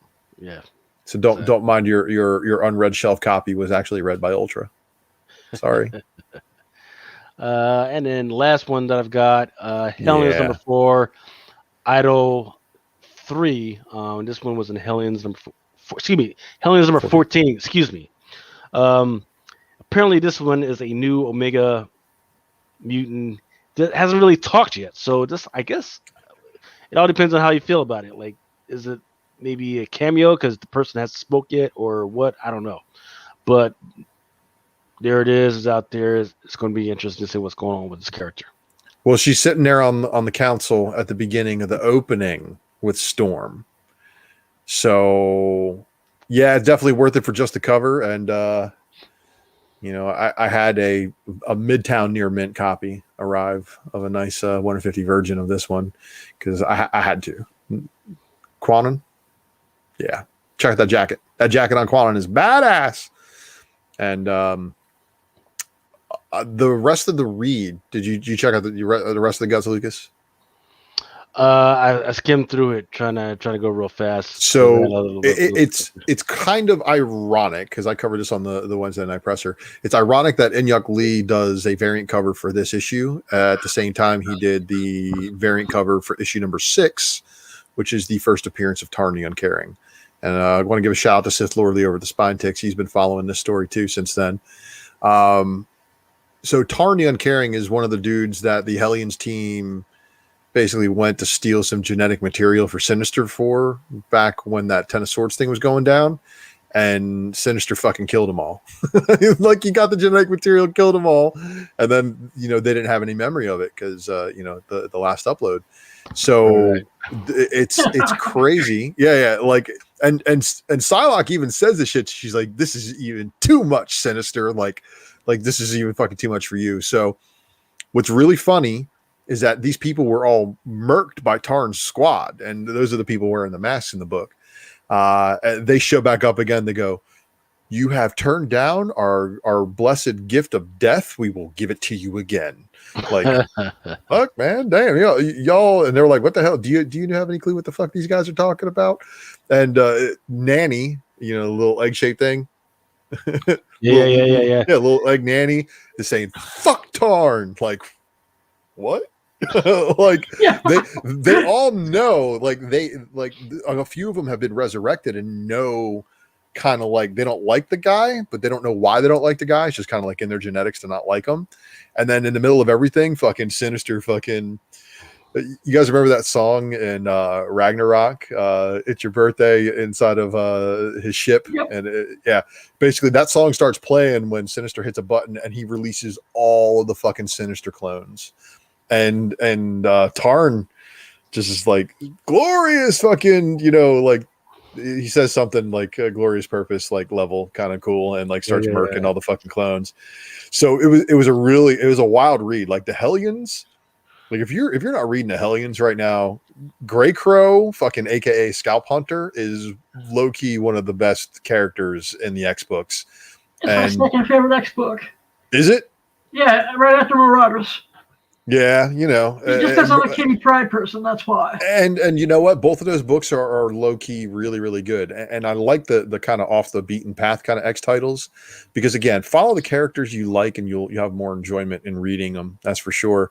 But Hellions has been delivering as far as Havoc, Psylocke, and Scalp Hunter. Some like I said, some off the beaten path characters. A couple of the Marauders, but this book was fire from page 1 all the way to the end. Yes, sir. Good stuff, man. But I'm just kind of surprised because this didn't make the top 10 apparently. No, it's because it's large chain stores still had stock of the 1 in 50. And people, you know how it goes, man. Like hardcore fire books aren't really like on that, right away until people have read them and kind of talk to us about them, and then kind of maybe like if it's warranted, it'll see a correction later on. But who cares? It's a great book. I love the 1 in 50. I'm trying to get mine slabbed, but of course I got the Midtown Near Mint that I got to take care of real quick, and dude, they even fucking bagged and boarded this thing backwards, so it like had the barcode on the front, and you can clearly see the one corner is like looking. Oh, it doesn't break color, but it's fucked. I will send it to him anyway. Joe's Dolan is asking about pretzel monkeys. Pretzel monkeys? What the fuck? Yeah, or is it pretzel monies? I don't know. The pretzel monies. Look, if you must drink, please chat responsibly. Yes. Yes. Because I am interested in what you guys have to say, but if you say some crazy ass shit, you got me perplexed, and I don't know how to freaking answer you. And then you get pissed off at me because I didn't fucking answer you. I don't know what the fuck to do. Are they saying pretzel money? Pretzel money, bro. Pretzel money. Is that an episode of The Simpsons? I don't know. Maybe something about The Simpsons was in the chat before too. I don't fucking know. Great cover. Silk one is the best. I like them all too. Yep. I mean, there's still some more Enyuk Lee IF covers coming out, so it's gonna be some good stuff to see, man. Ultra. Not yet. Not yet. What? Okay. I'm working on a good spec matrix for the guys, but I'm trying to load my cart and get my shit checked out before I can do it. I can't lie to you guys. I got to do it because if I don't, these books are probably gonna be gone. But you got some news or some other news we can cover? That was the news. Blind Adam, you got your gems. Yep. Well, why don't we let Blind Adam do his hidden gems while I polish the spec matrix up? Okay. Let's and see. Then we'll go next. Well, let's see. I don't have the slides built yet, but we can definitely freaking read them off. Or you got FOC? You got something else? Let's get into it. Let's fact. Because this is gonna be. Let's call it a night or early. Because look, if everything falls in place and I go to MegaCon next week, might not be a spec matrix next week for you guys, because I might just be doing a small con report and then getting my ass back to sleep so I can go back to the con on Saturday. Because otherwise I'll be fucking useless and then miss out on Saturday and Sunday. But it's with my kid going to VPK, it's like super tight to like schedule wise that I might even not be able to go to MegaCon, which would suck, but I'd be okay with that. So we'll see. All right, so what we're gonna do is so Blind Adam was supposed to do hidden gems last week, but he upped and freaking disappeared on us. So I'm gonna run through this week and then I kept on getting No. I want the people to know how much of a pervert you are. I want That's true that. you fucking perp. I mean, you're like, oh no, he just likes Playboy. No, he's into some other shit, man. He's into the exploitation of these particular people. So I want people to understand how crazy they are. So the first one that I want people to understand is you apparently have a fetish for Britney Spears, and you went out and you found Rolling Stone 810. Well, famed Britney Spears exclusive Blue Water comics. Yep. What were you thinking of this one, man? Well, I watched the Britney Spears Free Britney documentary, and I've been following the story ever since, and I got swept up into the hype, and I wanted to see what her first appearance in comics was. And that put me down this weird ass rabbit hole of Blue Water Production bio comics that I didn't even know existed. Yeah, so you are also talking about. You were just talking about the Rolling Stones freaking cover. Let me see if I can pull this up real quick. It's the one I think with the teddy bears, the teddy bears on the bed and all that. Man, I was so pissed that you put this on here. I was like, come on, man. Then I had to check. I was like, oh wait, she actually was of age when she did this one. Yep. Because I was like, oh man, I'm actually surprised that on eBay that actually goes for about $80 to $100. Yo, I was like, man, freaking Blind Adam trying to get a shutdown, man. Fucking putting up fucking no, not that crazy. 16-year-old girls up in this motherfucker, man. I was like, oh shit. Hell no. Jay Nunez says he just found out that there are Married with Children comics. You just found that out? Now Comics. Yeah. Yep. Now Comics way back in the day with some good shit. Some great Kelly Bundy covers. So there's a question from Cover Lover Comics. It says opinions of IDW and the potential future of the intellectual properties they are running. Transformers, Joe, and Turtle are on point. I've shared that from my standpoint as a shareholder, right?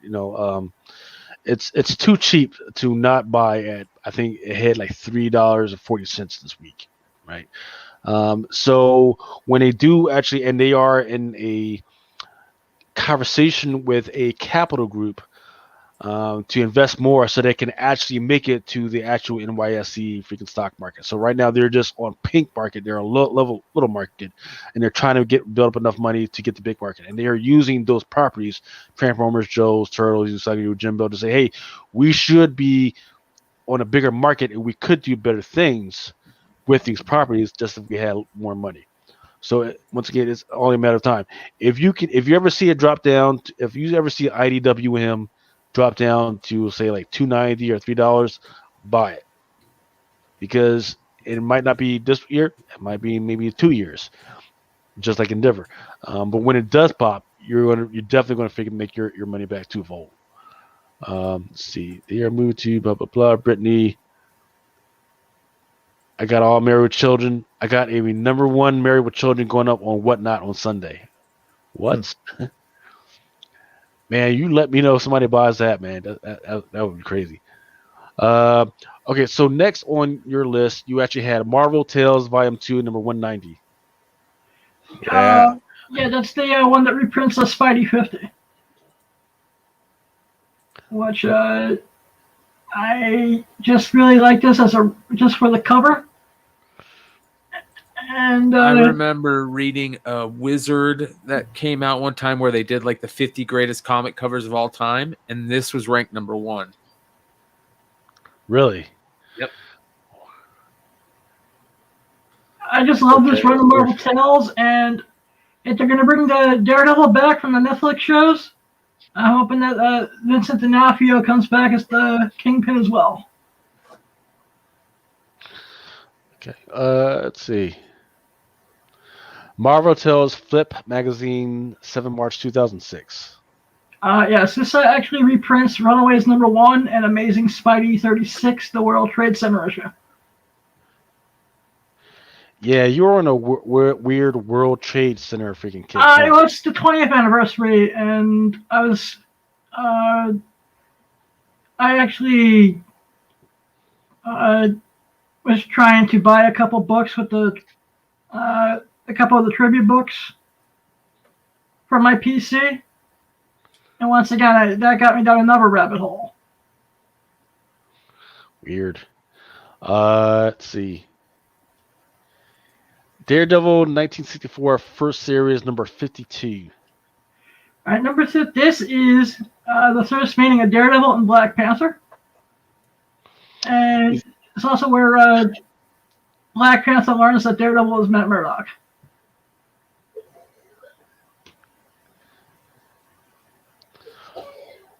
Which is not years later, Black Panther would become the Man Without Fear. 1982 DC Comics Masters of the Universe. skip that because I forget why I put that on there. Yep, and then you had a. Yeah, so these were the ones that I thought questionable. Rolling Stones joint, that A Moment of Silence by Marvel. My Moment of Silence is a 9/11 tribute book that it's just a really touching book, and I don't know why it's in dollar boxes. Yeah, but you didn't find it exploitative at all? Not really. I mean, whenever I saw something like that, I do donate money to like, 9/11 charities and whatnot. So, I mean, it's that event still affects me to this day. So, And the Captain America number 383. I just really love this cover.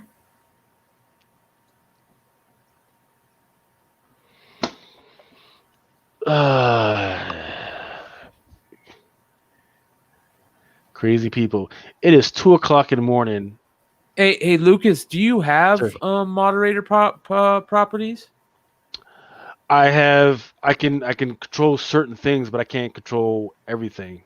So if you right click on somebody on the YouTube, like if you log into Drunken Chat YouTube and you go to the actual video that's on right now, as long as you're signed in under the Drunken Chat banner, you can right click on somebody in the chat and give them the wrench. That would be Mel's channel.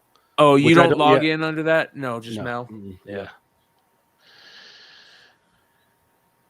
Well, just ignore them, guys. I mean, just keep ignoring them. Don't even. Yeah. And then, so I don't have the slides for these yet, but you sent them to me. So, Comic Book Marketplace number 80. This was an EC tribute cover, and EC tribute issue of the Comic Book Marketplace, and I just thought it was really cool. And it was pre-cult horror that blowing up in the last couple of years. I thought it was cool for the completists. Is it going to make you a ton of money? No. But you never know what's going to pop in this crazy market anymore. Amen. I think this one is interesting only because of the art. So this one is Action Comics number 441. It is Superman putting a pause on Flash. I picked this up because it is the first Bronze Age appearance of Crypto. That's kind of cool. Now that we're going to have a Super Pets animated series, I was looking for Crypto appearances, and I want to see what the first modern was. And that came up, and I love that era of Action Comics a lot. Scooby-Doo Team Up number 18. This is an all dogs issue. Oh, that's cool. It's got Wonder Dog, and Ace the Bat Hound, and Crypto, and Scooby-Doo, and that's just.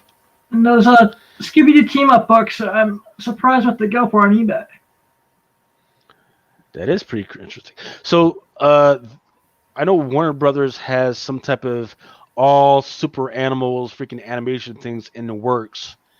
It would be interesting to see if they actually took a shot at this whole thing. Look, I didn't even know there was a Green Lantern dogs. Shoot. You got Bat Dog. Okay, I knew there's. I forget the name of the Superman dog. Crypto. Oh yeah. Ace the Bat Hound. X-Force number 4. Third appearance of Deadpool, and it's in and it's part of a story I'm not going to talk about, but it is a really cool appearance. Here we go. Next one is X Spider-Man number 16 from 1990. It's in the same part of that storyline. The same storyline. Okay. Yep. And then that's the last one that you actually had up. All right, yeah, that's Hidden Gems. Sorry, it's not up to my usual standards, but I've been busy the last 2 weeks. Haven't we all, man? Haven't we all? Yep. And Crypto please has check me out Tuesday night at 9 p.m. on the Comic Crusaders channel, because I'm going to have a very special guest this week. Steve Huss says his girlfriend buys everything crypto and, of course, anything with the animals. She made out with getting a bunch of the copies of Stray Dogs. Well, there you go. Nice. That's a great one. I forget what that name of the other joint was. Is it Animosity? That was the one that was quite Animosity. popular. We 3 was another good one. Let's see. Yeah, the Animosity Mike Ruth, or was it Mike Ruth? I know it was the Ruth variant. Was really dope. Oh my goodness. Let's see. To stream. Let's see.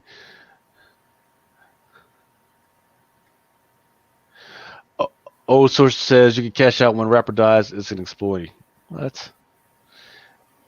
Yep. He says, yep, she has a bunch of animosities. Yep. Let's see.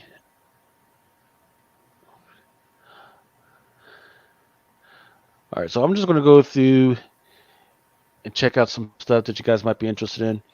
Betty Page, Curse of the Banshee. This one is a beautiful cover, just actually a virgin cover. Let's see.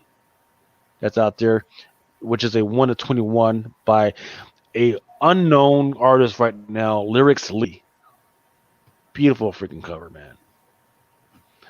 Bitter Root has issue number 15 coming out. And Momoko has a cover coming out on Avengers Tech on number 1. That one's just a regular open order. Black Cat Annual has one coming out. This one's by another unknown, Sung Han Yoon. Sounds like a Korean name. And that one's open order.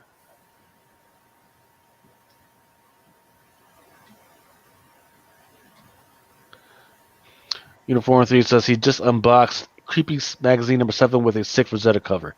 Wow. Rule of the Monster. That's awesome. Let's see.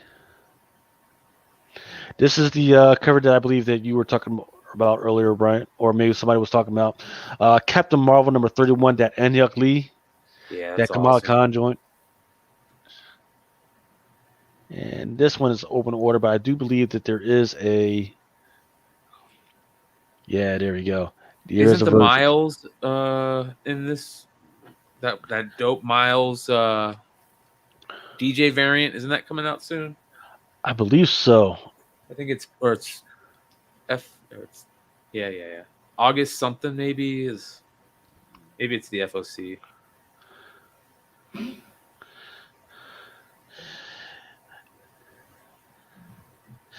Then there's the Daredevil number 31, that second print by Marco Gicchetto. And then there's also that NetEase that I was talking about earlier, that Daredevil number 33.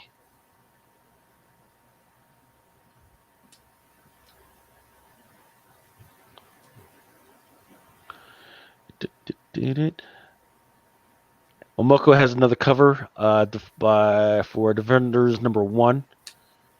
Ooh, I like that. Sir. Yeah, there's an incentive variant for that one with the Black Silver Surfer on it. That's even more dope. It's a 1 in 50.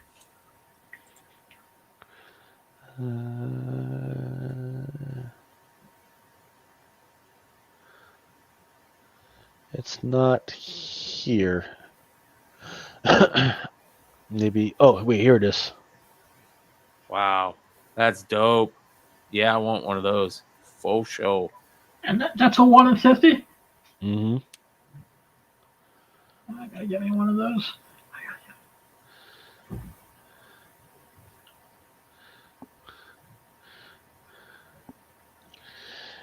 Come on now.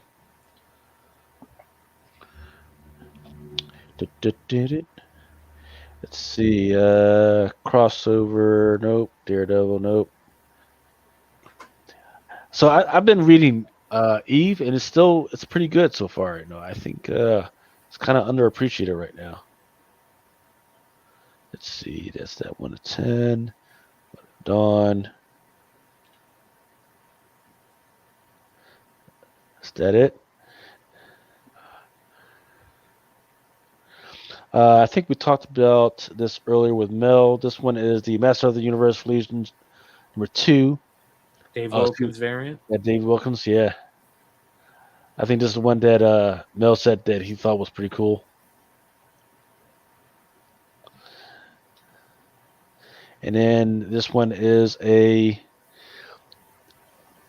Bill Sienkiewicz. This one's another open order. Man, when Sienkiewicz is on, he's on. When he's not, he is garbage.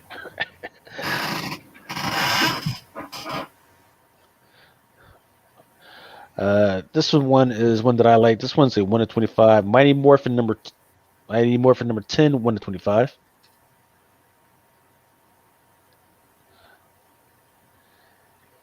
And then I think there's an unlockable out there somewhere. Yep. So keep an eye out for that when you go to your freaking local stores. Keep an eye out for that unlockable.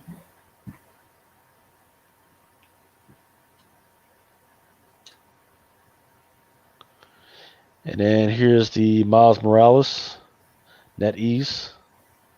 This one you were talking about, Brian? No, I'm talking about the hip hop or the turntable variant by what's his name? Super hot dude right now. The Bruce Lee homage by Inyuk Lee. Yeah. No, not in Or Shara or God, I'm spacing on his name. Sarah. But yeah, you are correct. I forgot the artist name myself. I thought it was Inyuk Lee.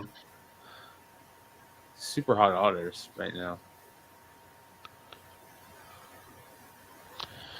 Of course, there's a it's Iron Raza. That's it, Raza. It's Iron Man.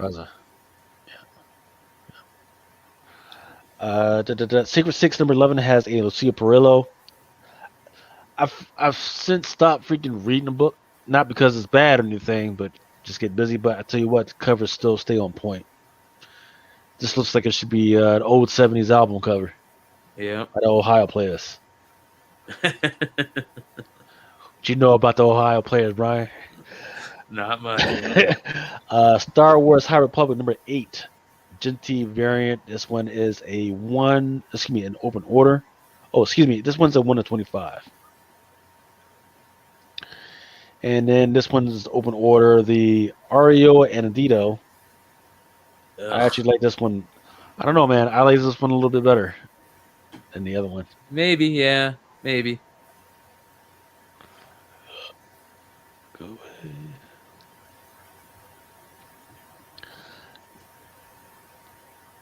So, what y'all do need to be cognizant of is white number 2 is all sold out, even in the system. Mm-hmm.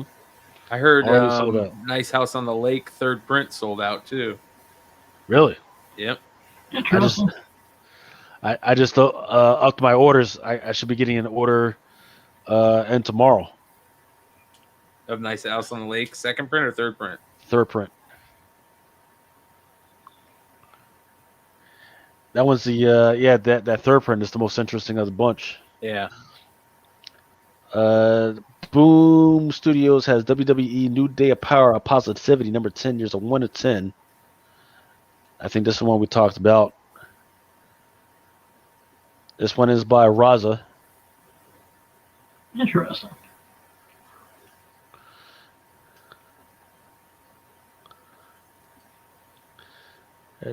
And then that's all that's going to come out. Pretty short. Where's Ultra at? Is he Ultra? You ready to do your the Matrix report yet? I'm polishing things. I'll be like it's 2:30. Give me until 2:35. Okay, no problem. Let's see. So I've been fiending, man, for cards lately, like something terrible, so bad so that I had to go and just like pull out old monster boxes of Bowman baseball just to go look through them for prospects, because I've been watching these breaks and stuff on YouTube, man, and I'm just like, oh, I so miss opening cards back in the day when you could just go to a Walmart or Target and buy a couple of blaster boxes. Yeah, and I hear people have been going into Walmart lately and finding stuff from 2017, 2018, really old stuff is showing up on the shelves for some reason in Walmarts lately.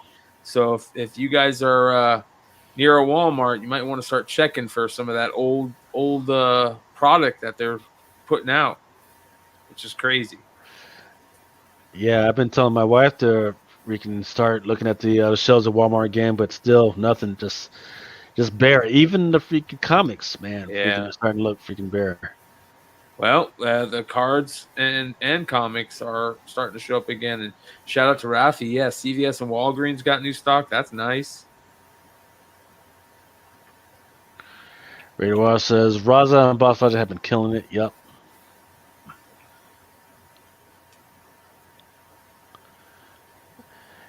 JJ Maxwell says he decided to start. Wait, you're going to be buying a lot of Jesus Christ. Where is it? Bob Taylor's asked, any Night of the Living Dead fans can check out the Rise by Heavy Metal. It's kind of like a prequel to the movie. Yeah, shout out to everybody out in the chat that's saying the same thing. Colonel Josh says, dying to rip some packs. I feel you, man. I feel you. It's hard to watch those YouTube videos and know that it's like almost impossible to find cards anymore. One of these days, though. One of these days. I mean, Diamond has been getting better, and they have to about allocating some of the baseball cards and shit. Good. They've been getting better, but not necessarily everything that we want and everything that we need to be getting. They still owe me a whole bunch of shit. The draft stuff, I just ordered a whole bunch of that shit. Hopefully, at least 3 packs should be coming in. Of course, Bowman draft. Yeah, of course, you'll if I get some, you'll get your cut. But yeah, that man, shit's not supposed to come until some December, I think they said, right? Yeah. Jesus. Yeah, man. Crazy. Excuse me, Bob Brian. I know you're an action figure guy. You gonna be getting any of the 66 back here from Target? No, I haven't even looked at them. Yeah, it's the nicest 66 back cave I've ever seen. Oh, yeah? Yeah, McFarlane did a great job in those 66 figures. What the fuck is this? So Black Hammer has some crazy ass shit that's going on at FOC. It's not even...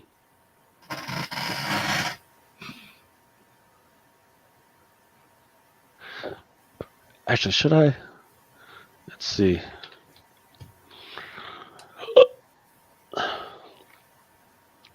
Where we at?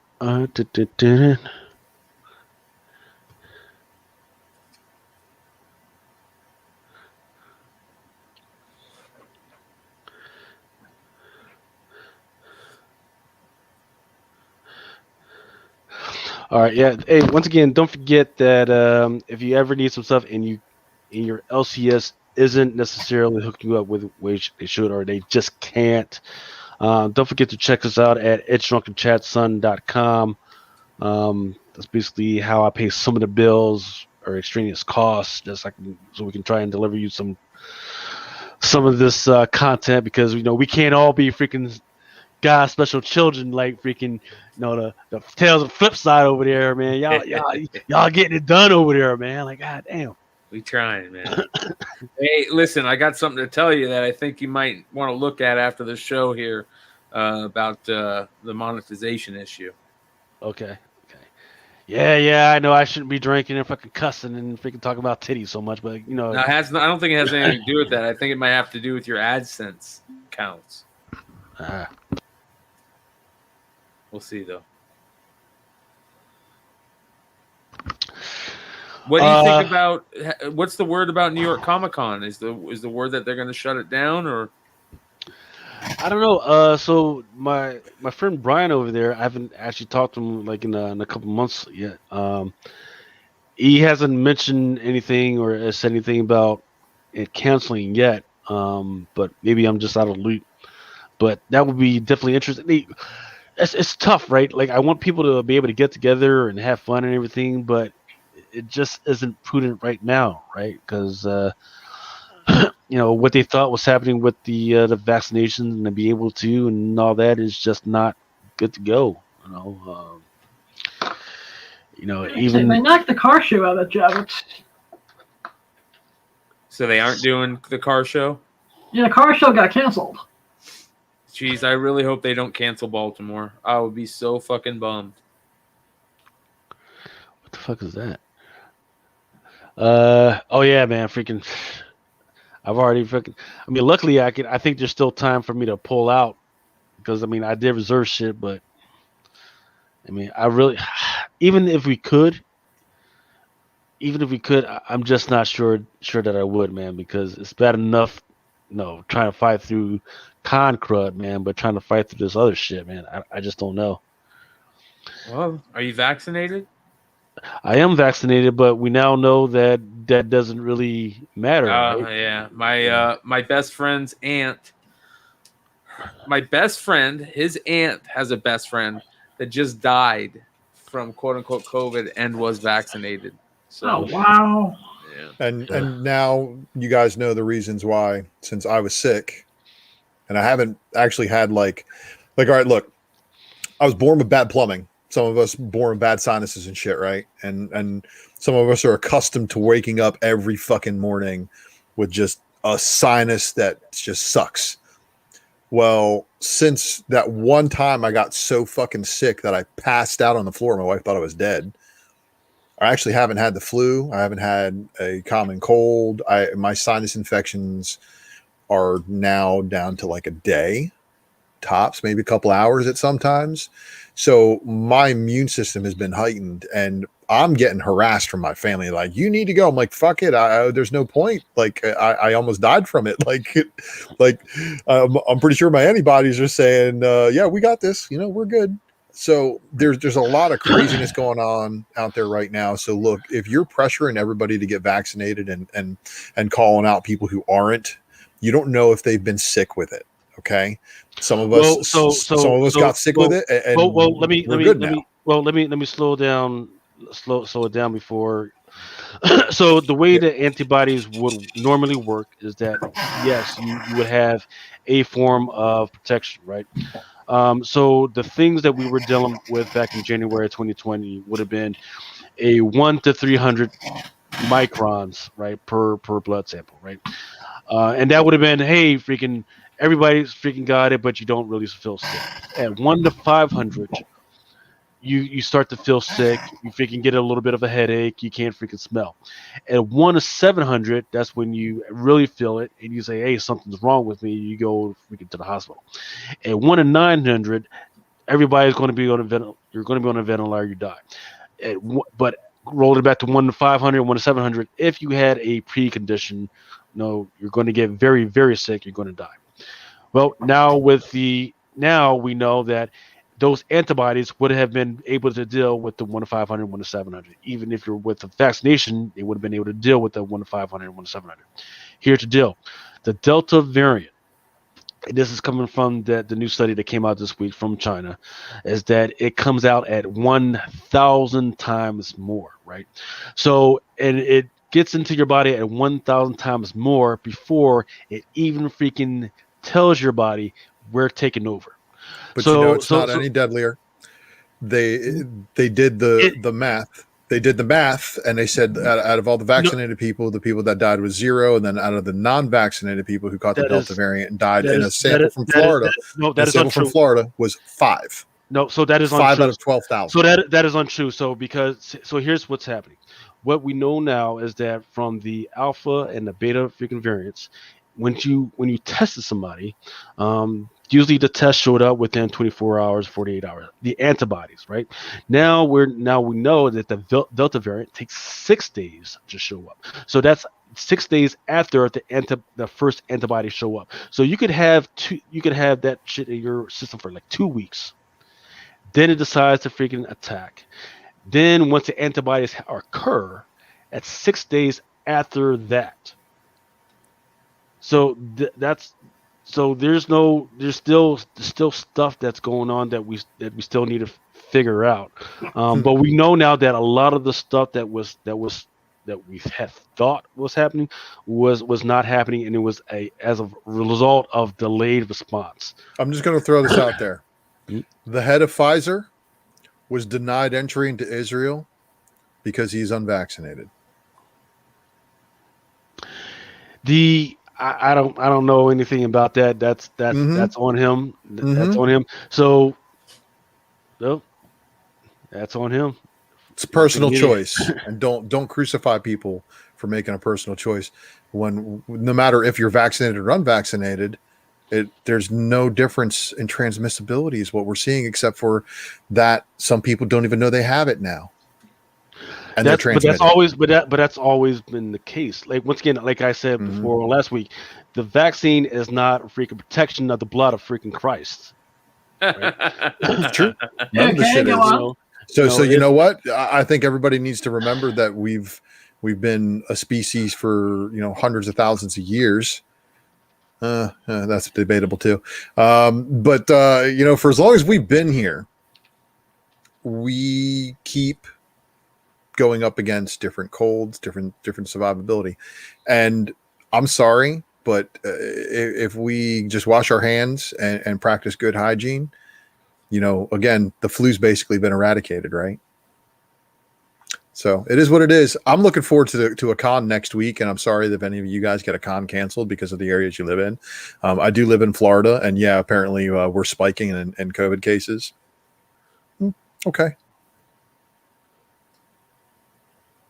I've been shot at. I'm not fucking scared of COVID. Both of them will kill you. Well, let me. I'll get that. I'll cue that video of "We Will Remember" also ready. We will. I hope not. But if that's what happens, at least you guys know my kid's got a pretty killer comic collection. That is so morbid. I'm going to go to hell with all the pygmies and starving in Africa and all that other stuff. How we looking on the Matrix? Oh yeah. No, I'm ready to roll. Did I not share my screen? I'm such a dick. I'm sorry. I've been sitting here the whole time like I'm thinking I shared the screen, but I haven't.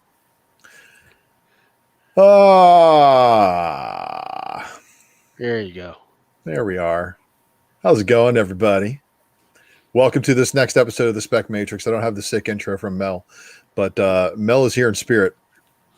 And get that money, Mel. And you all don't forget to check out Mel's Whatnot tomorrow. That's for sure. So this is, of course, the Spec Matrix Variant Edition, exclusively here on It's Drunken Chat, son.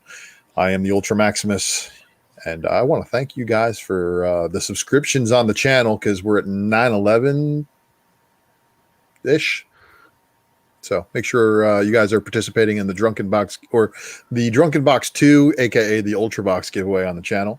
And then let's get into this Raw report, everybody. But again, tag me in anything you see that could be used as news. Don't forget to follow me over there on Whatnot. And Mel's got a sale going on tomorrow. Ninth Wonder be ruling the roost over there, so he's doing all that kind of stuff. Yeah, if you guys aren't on Whatnot, you should definitely be over there. I know Yee had a sale, his first sale last night, and had some problems, but was able to save it, so everything's all good over there, which is fantastic news.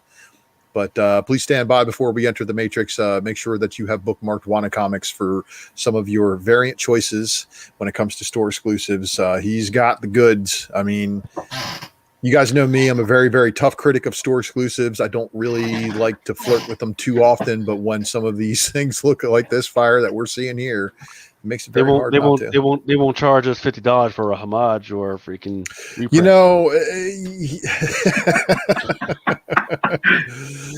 Shout out to Dennis at Wonderworld. Basically, I'm not saying any names. Oh no. You don't have to say any names. I'm not saying any, or promise that they're going to. Or promise us that they're going to come back with a discount code. Dennis, I could only. I haven't heard from the buy- motherfucker since. Oh yeah, well that's not my deal there. Hey Dennis, I only bought one. Okay, because $50 is steep. But we discussed that. But I'm glad to Like people around this motherfucker. So no, well, not only that, but like I said, what was going to happen is it's going to be a slow sellout. It's going to take a while for it to sell out. Unlike some of the books that we've seen sell out, like I watched books sell out in 30 seconds this weekend. Like, well, so much for getting that one. Like I was gonna, maybe I'll get one of each. Maybe I'll just get one of the one that I want. Nope, I got none. So that happens on some of these things. But anyway, let's get back into the Matrix, everybody, because you don't want to hear me fucking flapping my gums unless I'm talking about some books. So the Ultra Maximus Speculation Matrix is got a doozy for you here this evening. So basically, I go to Spec Matrix followed by Spec Matrix. So just make sure you're keeping tabs. Don't be buying everything that's on this list, because some of this is just to warm you up before I get to the steak. So you guys check out that variant over there, because that's what I'd be doing. So let me answer this question real quick. Free Energy says, how does free comic book day work, and how many free? So for the comic book shops, the comics are not free, right? So a bundle will cost maybe 25 cents, 50 cents plus the shipping, right? So you can order as many as you want. They just got to count in fact. So if I'm ordering like 80 pounds of books, I got to pay for 80 pounds of books for shipping. That's the way that freaking works. So you just got to make sure that you tell your comic book shop ahead of time. Go ahead. Sorry for interrupting you. Oh, that's fine. That's fine.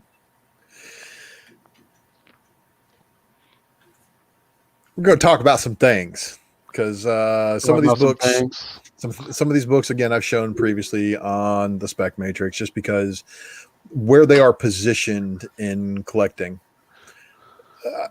I mean, this is a book right here that really needs no introduction. You guys should know about this. Is, of course, your Pressman variants for X-Men.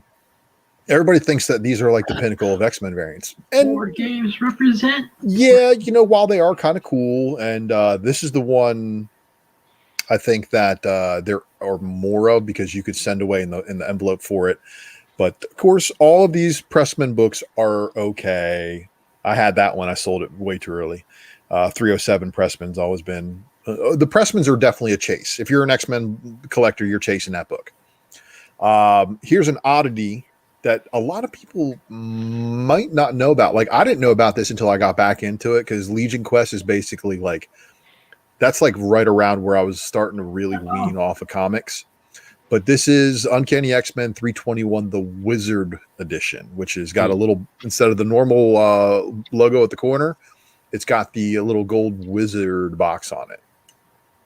So interesting to see books like that, right?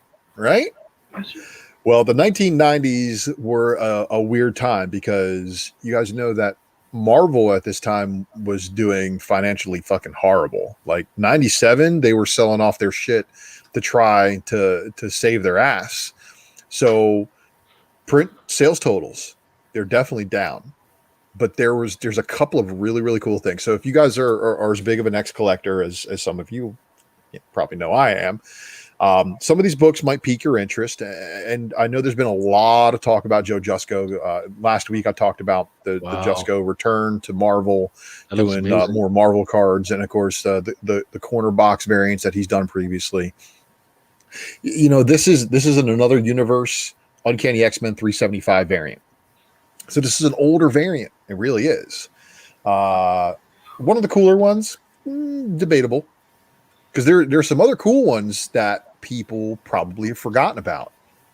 This right here, and as much as I hate to admit it, it's a store exclusive. What? And yeah, a distribution exclusive. So you had to be going through the American Entertainment Distribution catalog in order to be able to get this back in the 90s. And this is X-Men number 50. All right, everybody. So here is your comic book knowledge drop. This is the first time there was an actual variant cover on X-Men. Really? Yep. Huh. So the first time the cover art was actually offered as a different cover is done on this X-Men number 50, the white Andy Kubert variant cover. So that may be interesting to note, because what's up? Well, I mean, so was it incentive or was it was just a No. variant? So if you remember in the 1990s, you remember those catalogs that you could order comics out of in the comic books? They used to have those things you can send away for those catalogs. Well, apparently American Entertainment was one of the distribution networks that was still around. So American Entertainment also had exclusive variant covers. Like they did a Gen 13 #1 second print exclusive. It's the French made Fairchild cover. That's also a really cheap book and another book that I'd like to pick up whenever I find them in high grade. But so American Entertainment was that catalog. You could order the American Entertainment catalog. It had like a little American eagle on it.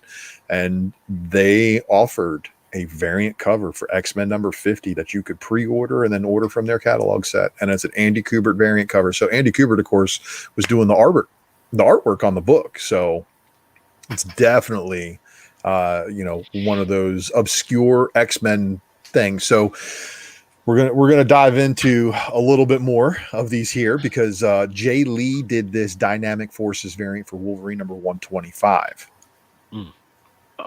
That's crazy. And as you guys remember, Wolverine, had lost his claws. So I mean, this was a little bit out of place. And then there was also then after Wolverine got his claws back, Dynamic Forces actually did 2 variant covers.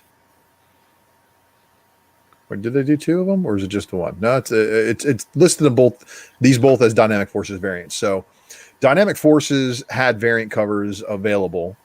However, you guys might have remembered, issue 125 was done by Dynamic Forces, but issue 145 has both the Nabisco and the Dynamic Forces Wolverine covers. Now, the Dynamic Forces one is a lot more affordable than the Nabisco one because you can't fucking find the Nabisco one. The Nabisco you eat a lot of cookies to get that Nabisco. Yes, you did, and it's a monster of a book. So this is the book where Wolverine gets his claws back, gets the adamantium back. So it's kind of key, and this is of course a chase book for a lot of us in the Wolverine section. But you know what, guys? As I was saying, the heat that I've shown you already is some of these books sell for good amounts of money. I'll be honest, I just bought the X-Men 50 for 30 bills tonight because that's the cheapest I've fucking seen it in a long time. So, all right, now there's a couple other cool variants that are in play. Wow. This is the Botchlo Phoenix variant from Uncanny X-Men 354. And then a little bit later on in the run, they did Apocalypse to 12. Now, the connecting cover doesn't really connect too well. That's the only downside to this one. It's all jacked. This looks like freaking. It's a little. It looks like Apocalypse has Down syndrome or something. I don't know. Well, there's definitely a piece of the cover that is missing in order to make his face not smushed. Obviously, the bridge to his nose and his whole nose. Sorry, laughing cough there. COVID. Yeah, that's COVID 420, so it's okay. So the X-Men 97 Uncanny X-Men 37 had these connecting variants, and I'll throw this little tidbit out there. So X-Men 97 actually has the first appearance of mutant Skrulls. There's 2 of them that appear in that book. Mutant Skrulls. So they're already strange in the first fucking place. So that's Skrulls with like superpowers. Yeah. Right? Yep. Okay. Yep. So they're Skrulls that have mutant powers, kind of like the humans do. Now we're going to enter the real speculation matrix. So thank you everybody for sticking through those books that I've shown you before.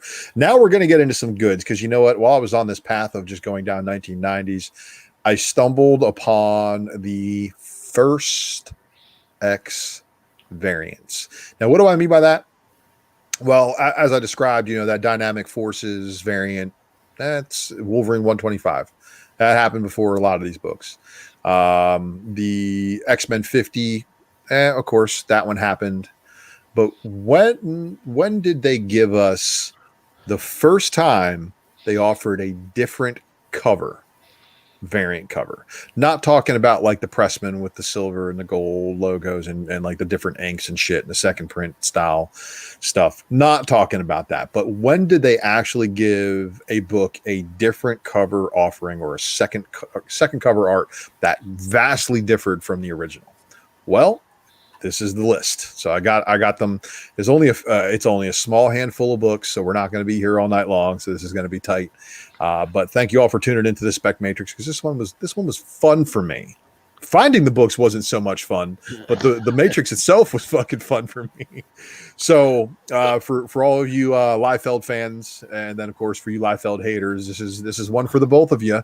Because there's a lack of feet in a lot of places, and of course some very exorbitant sized proportions. We are old ass men, and for people to still be looking for feet, you got a whole other freaking thing going on, man. Y'all might need to see a therapy That's or a fetish, or a priest or a priest or something, man. Leave the man alone.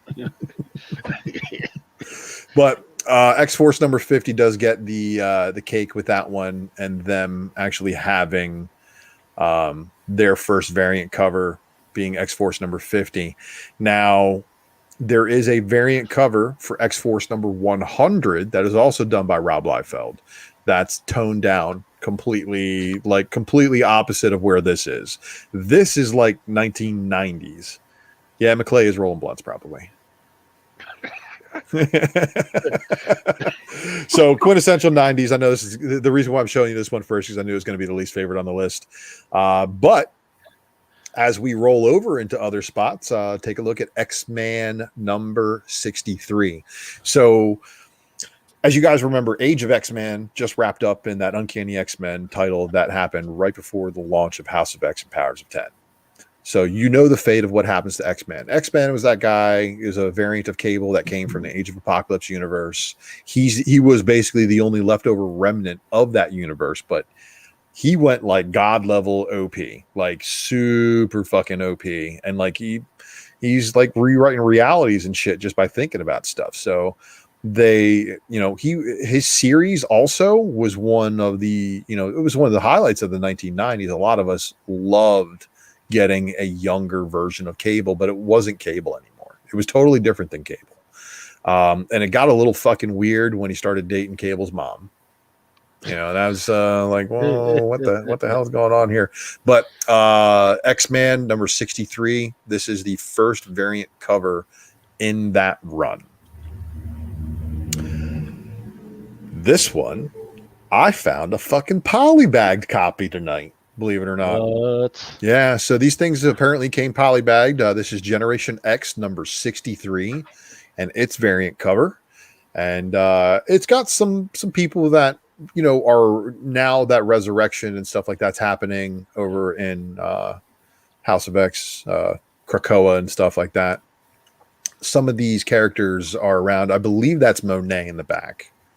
M. So... Chamber obviously up front, and then the Generation X is again another one of those books from the 90s a lot of people loved, and a lot of people were like a lot of people reminisce on how good Generation X was and how it was a slept on X title and all this and that, and a lot of us were into it. We really were. Excuse me, Ultra. Yeah. Interesting TV fact. Jubilee and Chamber and the characters from Generation X had live action before any of the main X-Men. Oh yeah, that's right. And anyone remembers that Fox pilot TV movie? Yeah, they did that pilot, didn't they? Yep. Yeah. It's on YouTube. Huh. I'm gonna have to watch that again. Yeah, it's on YouTube. It was terrible, is what the chat's saying. Yeah, it was a dumpster fire. All right. So, from that dumpster fire, Steve Scrossi, right? I hope I'm pronouncing his name correctly. But this is your first Wolverine variant cover put out direct market from Marvel. So Wolverine number 150, it's an oversized issue, which is really cool. So yeah, this is one of the better looking books. I know that it's going to be tough and high grade because it's an oversized book, and of course with that black cover, it shows just about everything. And then this right here is another one of those 1 in 4 variant covers, and this is X-Men number 62. So X-Men number 50 with that Kubert cover was the first official X-Men alternate artwork variant cover, but it was done through a distribution network. So it doesn't really count in the eyes of me making this list, and I was trying to organize things. So I said, you know what? Let's put 62 on here because it technically is the first ratio 1 in 4 ratio variant. And well, here you go. It's got Bone Claw Wolverine with Storm, and I do believe this is a Joe Madura cover. So old X-Men stuff, and of course it's got the new style X-Men logo. All right, everybody. So everybody talk about Rogue tonight on the Hot 10 #1 spot with that JTC negative space. But okay, I know what's coming next. The Rogue Squadron Uncanny X-Men 342 is the first direct market release variant cover offering for Uncanny X-Men. It predates the 354, obviously, by a whole year. But 342, everybody, with Rogue Squadron. Everybody remembers this Rogue Booty, and not a bad book to have. And most of these books are like 15, 20-ish, sometimes a little bit more, depending on what they are. But Joe Mad needs to make a comeback as far as needs to do. I probably need to do a full spec matrix on him just to see it. And then our final book this evening, and if you look closely, you'll find it is indeed a New Mutants 87 swipe. And this is the first Cable variant cover. This book has a bunch of first appearances in it, but it's not going to be anything unless Cable's character is really taken up. So I wouldn't spec on it for any other reason other than you collect New Mutants 87 cover swipes, or you're a fan of the Cable character. Because here we have Cable number 79, the variant cover, and there's some places actually list this as the A cover, but it's not. It's actually, if you look at the barcode, it does indeed have the barcode number 2 on it.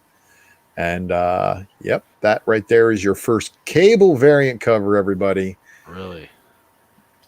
Huh. So, once again, good stuff, man. Do you like my chaos? I like the chaos. The chaos behind me is usually something that happens, and this first X variants has been a pleasure to do. So make sure that you like and share the video, that you're leaving the comments below, and that you are, of course, subscribed to the channel. Because if you are not subscribed when we go live here on Mighty Mel V, then you are missing out. And I am the Ultra Maximus, and I thank you for watching this Spec Matrix. Once again, man, a fucking great job, man. Freaking Ronald Smith says, hold up, nicest ass on a comic I've seen in a while. Look, that Rogue cover is always been a guilty pleasure of mine. So for anybody here in the chat that was a Guardians of the Galaxy fan, do you guys remember when Joe Mad did that 1 in 200 Gamora and Rocket cover? Yep. That book was fucking maddening for a long time. There's a lot of people paying like ratio for that shit, like 200 bills. I'm like, what the fuck? So I waited on that book for a while, and then I bid on them. And the guy who obviously was selling them, he sent me 2 copies, man. I'm like, well, what? So I sold one, paid for both of them, and kept the one, and just needed a press. Excuse me, Ultra? Yes. Isn't Joe Mad making a comeback with Battle Chasers, though? Indeed, Joe Mad has been rumored and heard some noises about Battle Chasers making a little bit of a comeback. Well, maybe that was sparking that cut. You have one more run at Marvel, too, man.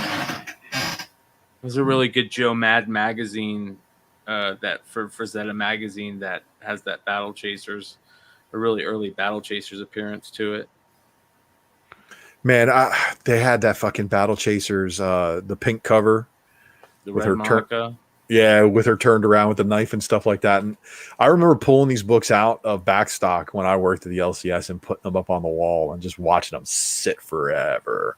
And then, of course, somewhere along the line, somewhere through the food chain, someone dropped the news. And then next thing you know, the books moved. I was like, oh, there they went. So there's... What do you guys think about this resurgence of 90s Image with Wildcats? There's got to be something behind it, right? I don't think they just do it just for shits and giggles. Well, they're moving over to DC, right? Like that's the whole big deal is they're moving Wildcats over to DC, like for sure. Yeah. So, I mean, they've been included in a couple of stories so far, but Mercury's been a part of the Batman books for a while. Right, but the problem is you're doing it almost all that future state stuff, so it kind of gets lost in the translation. And amongst that, you have also put in a bunch of manga fucking characters, anime characters, and therefore, so I don't know what the fuck is going on with DC, man. I don't know what to fucking read anymore. Nice House on the Lake, that's me. That's all me all day, and the rest of hard shit. I can't read any of this other freaking shit, man. It's so complicated with DC right now, man. Let's see. Did it ultra press that ass? Thankfully, that one I didn't have to. The Rogue Squadron came good. Dark Ages 150 segment cover has the Unmaker on the cover. Cover Lover Comics says, since Snake Eyes bombed, does this sink the potential Paramount Hasbro cinematic universe? God, I hope so. I don't understand what the big deal is with, yes, Hasbro, you own these different toy properties, but do they all have to play in the same goddamn sandbox? Can't they just all be in different sandboxes at the same playground? Just be like, hey, this is our Hasbro playground. Over here we got G.I. Joe. Over here we got Visionaries. Over here we got Transformers. Over here we got Action Man. And like maybe like the ones that make fucking sense, like G.I. Joe and Action Man and maybe Mask to kind of play in the same sandbox, and then keep your fucking Transformers away from that shit. You feel me? Do you guys see what I'm talking about? Yeah, I have no idea. Once again, I mean, Hasbro and this whole Viacom CBS shit, this has been shit that I've been tracking for a while. I just don't know what to think about them fucking around with this shit. This is what we had somebody in the chat, talking about Hasbro maybe looking to shop the properties from IDW to other places, and if that happens, that may have an impact on it. But look, Hasbro probably ain't going nowhere because Shattered Glass 6-issue miniseries they're giving Transformers fans what they want. I don't know what the fuck that Grimlock shit they dropped this week was, but that was some bullshit. We ain't interested in Grimlock and some magic. Okay, two things Mel does not fuck with: dinosaurs and magic. Why you gonna fucking put Grimlock in a world with both of those, huh? I'm just saying. So I'm with Mel V on this one. I don't fucks with that Grimlock series. But Shattered Glass, however, is that mirror universe. So it's that twisted backwards Transformers experience that we're all a lot of us Transformers fans really are going to be looking forward to. And they're coming with figures. That's the really cool part. And the figures come with comics. The only type of crossover that I would ever care about, and they're not even in the same thing, is I would love to see a Transformers Mighty Morphin Power Rangers crossover. Well, you know that they're in the Hasbro verse now, right? Yeah, I mean, I would like to see like some type of animated thing or like a movie. I would like to see that shit. Make it make sense. Make it somehow so that they somehow, or fucking pull out fucking Rom. Finally, make his shit fucking work. Well, Hey, excuse me, guys. You guys wouldn't welcome a animated G.I. Joe versus Transformers? I might actually entertain that. Just because it depends if it's done in the original Marvel line. Yeah, that's what I was thinking. all right, I'm going to. You guys can keep talking and stop me whenever you have a thought, but I am going to run down the incentives for FOC this week. If you guys have any thoughts, just let me know. Hell yeah. So Star Wars High Republic Adventures number 8. It's got a 1 to 10 going. And Rated RAR's asking a question, but that's 2003 Rated RAR, so that was years after the one that I was showing here.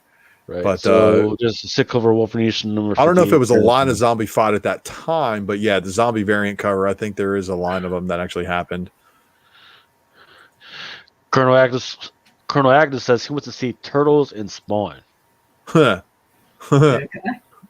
That's a weird one. I mean, like I've seen the Turtles and Batman stuff. I think that stuff is pretty fucking cool. But Turtles and Spawn, Jesus. So the only one that I can see really working well with Transformers is Mask. Kind of like them trying to fight Cybertronians with similar technology, but obviously without the sentient robot behind it, like a transforming car that kind of transforms into some other shit. But Okay, here's one for that ass. And so Empire Comics says Transformers versus Voltron. versus Vehicle Voltron or Lion Voltron. And there was a third Voltron after that too. I forget what the fuck he was made of. But I want to see Voltron versus GoBots, but okay. Power Rangers versus Voltron. That was and then Nate 138 says he rebagged his whole run of ROM through 1 through 11 during the show tonight. You had him. They were already books? bagged. What the fuck? it took you that long to rebag 11 books, my dude. Nate, we're gonna get you on the Mylar tip because with the Mylars, you do it once. And you never have to rebag them again. Well, you should, because I think Mylar states that you have to do it so many years, right? 7 years or something like that. That's for polypropylene bags. Okay. Yeah, with the Mylars, they're archival. You never have to replace that shit.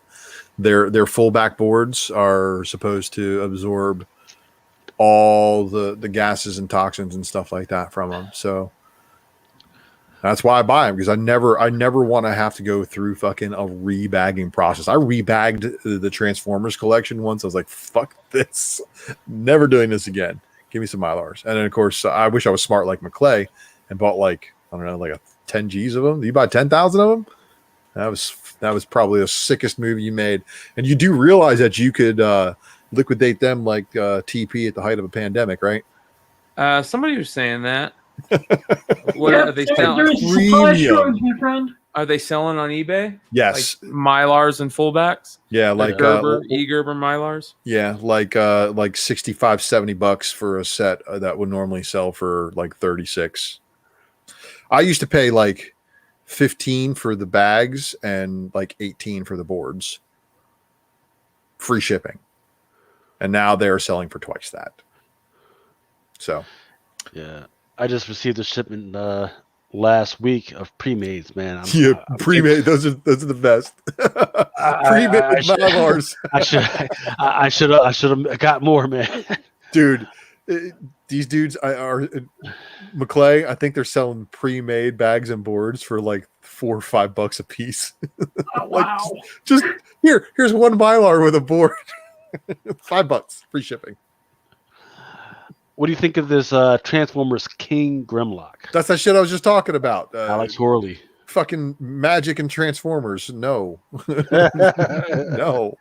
It's a good thing it's a mini series and it's not related to any Transformers canon anywhere. You can isolate the story, visit it, and then leave it.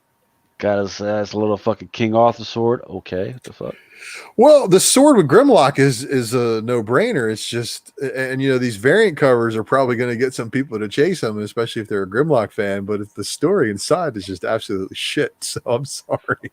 Well, that's the reason, though. A lot of cover lovers, you know what I mean? Oh, that's why absolutely. that Grimlock was on the show tonight, because it was yeah. Listen, anything with Grimlock on it's badass. I don't care. And I passed up the cover for $12, and people apparently love it. But again, I'm looking for more sustenance inside the pages. And if you're into Transformers and Dungeons and Dragons, these are a perfect combination for you. Let's see. Commanders in Crisis, a book that I have never heard of anybody reading ever. Number 12 has a 1 to 10 of Tinto coming out. Miranda Andolfo, Sweet Paprika, number 2, cover B. I think they moved the FOC. Yeah, they did, because this was on FOC last week. So they recycled it again. I think they did it because is the nude art available yet? Yes, it is. It's still available. Can we see it? Let's see. Yeah.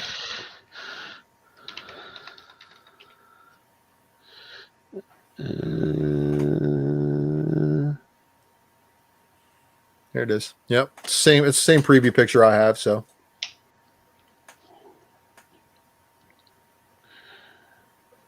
Just remember, Merca and Tula Lotte are both card holders in the Freak School. Oh. Spawn number 321 has a 150.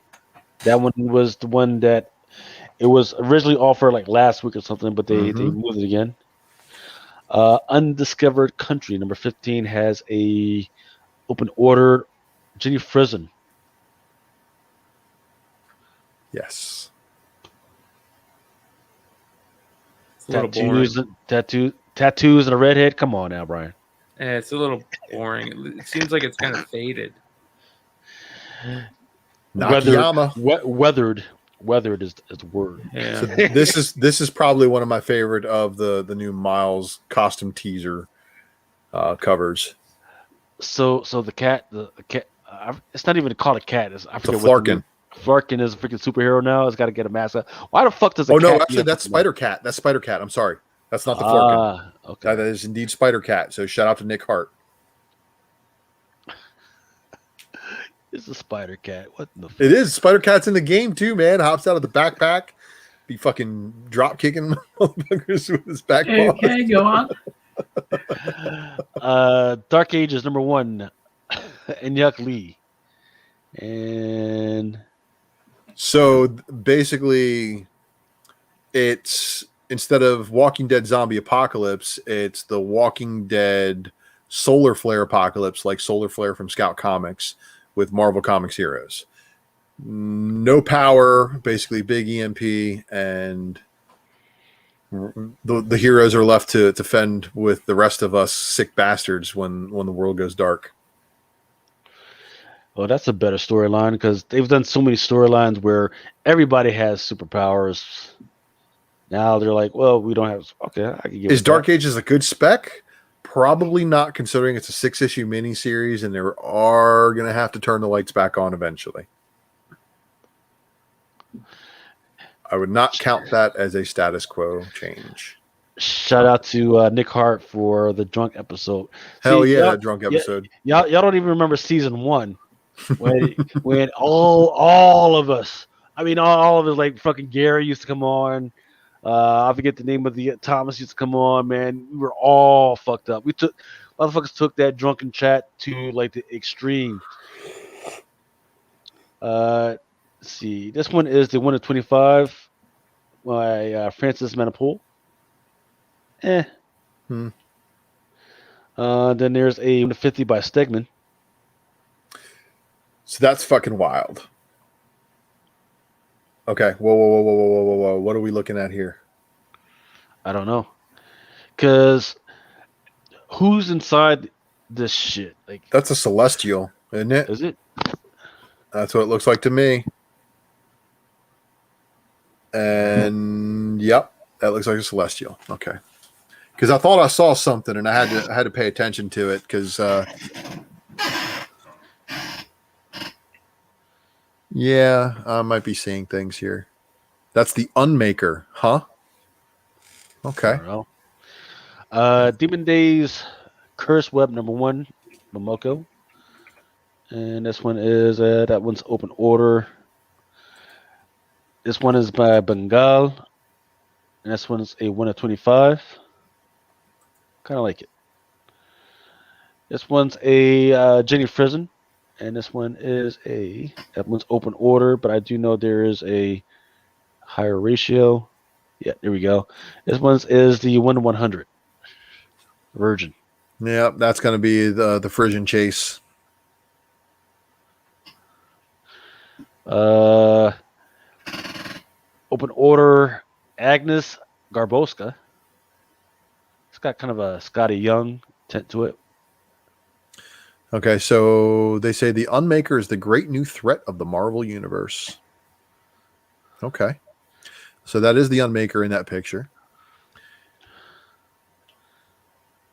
He's a villain who will endanger the Marvel Universe. Vision loses a bunch of his skin. We see his chrome skeleton underneath his basically skeleton face Vision. Written by Tom Taylor and illustrated Iban Coelho. Oh, nice. Yeah, so I mean the artwork is at least going to be pretty good. And Tom Taylor's like awesome.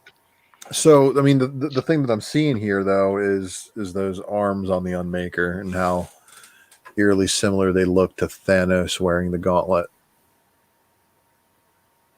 on that Thor 6 cover, second print. But you know, what do I know?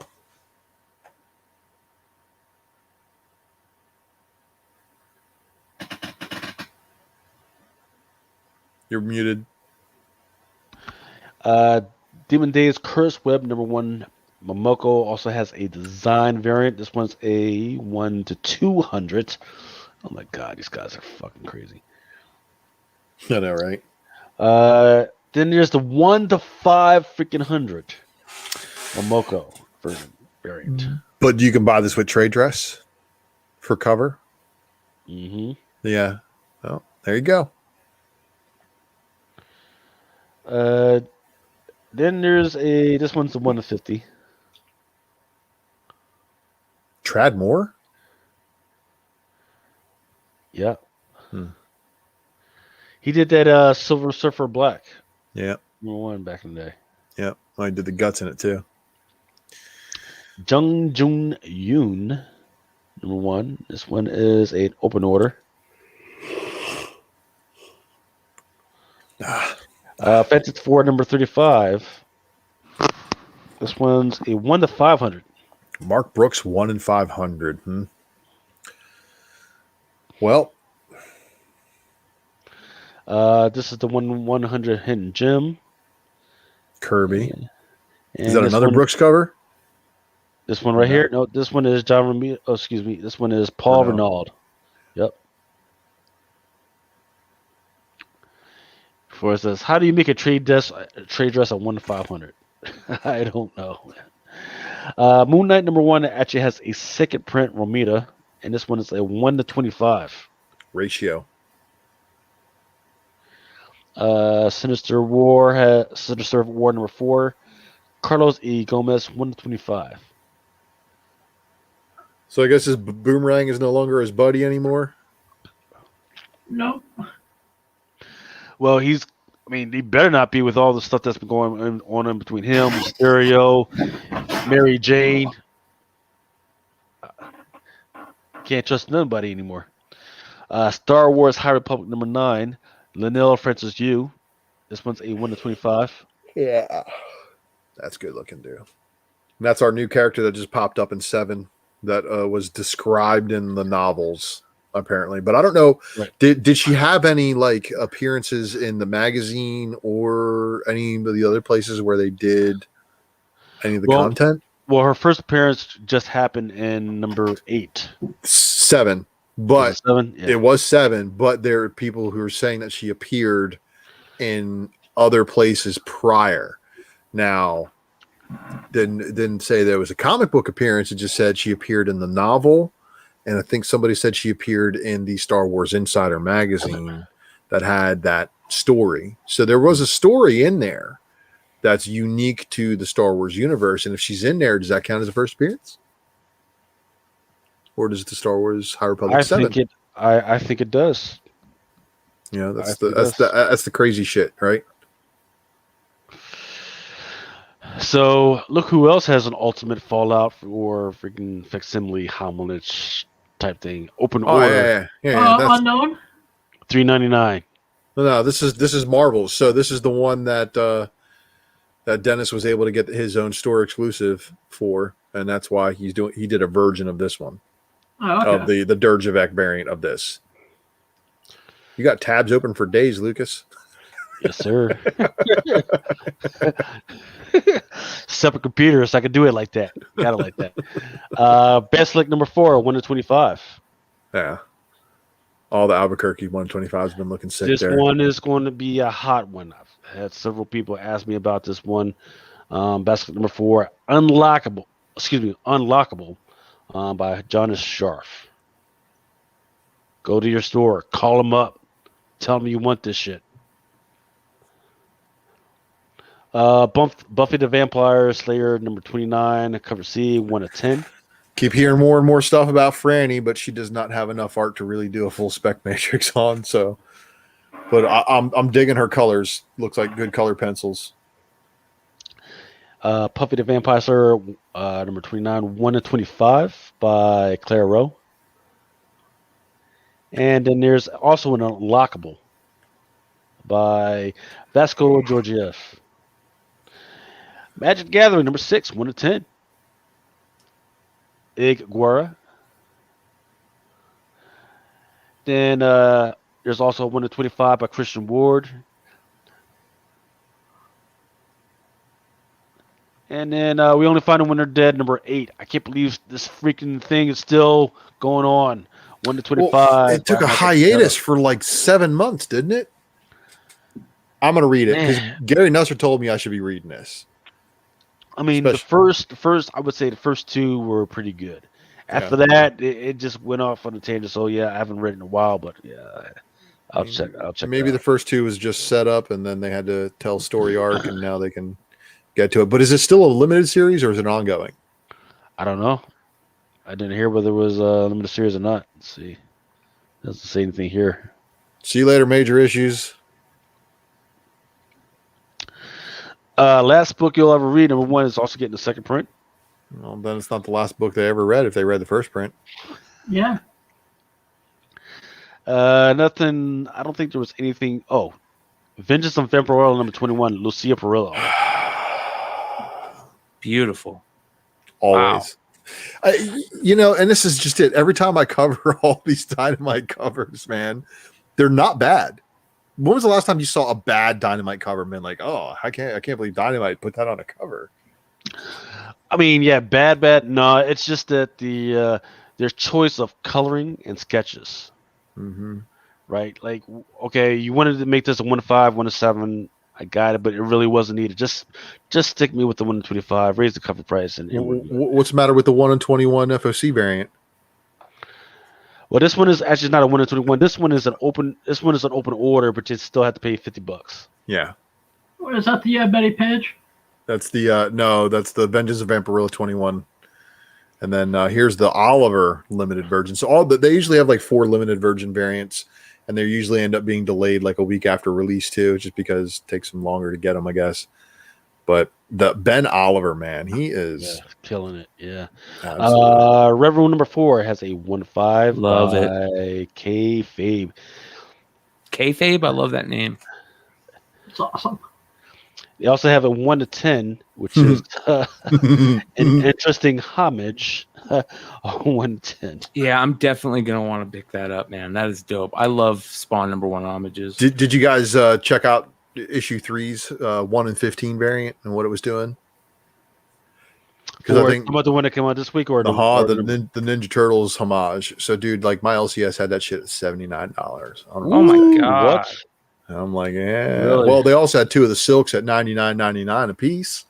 So, yeah, that's over. That's way over. I mean, it is what it is. Yeah, 25, 30 maybe, but it's 79. God damn. Rev Room number 4 also has a 1 to 15.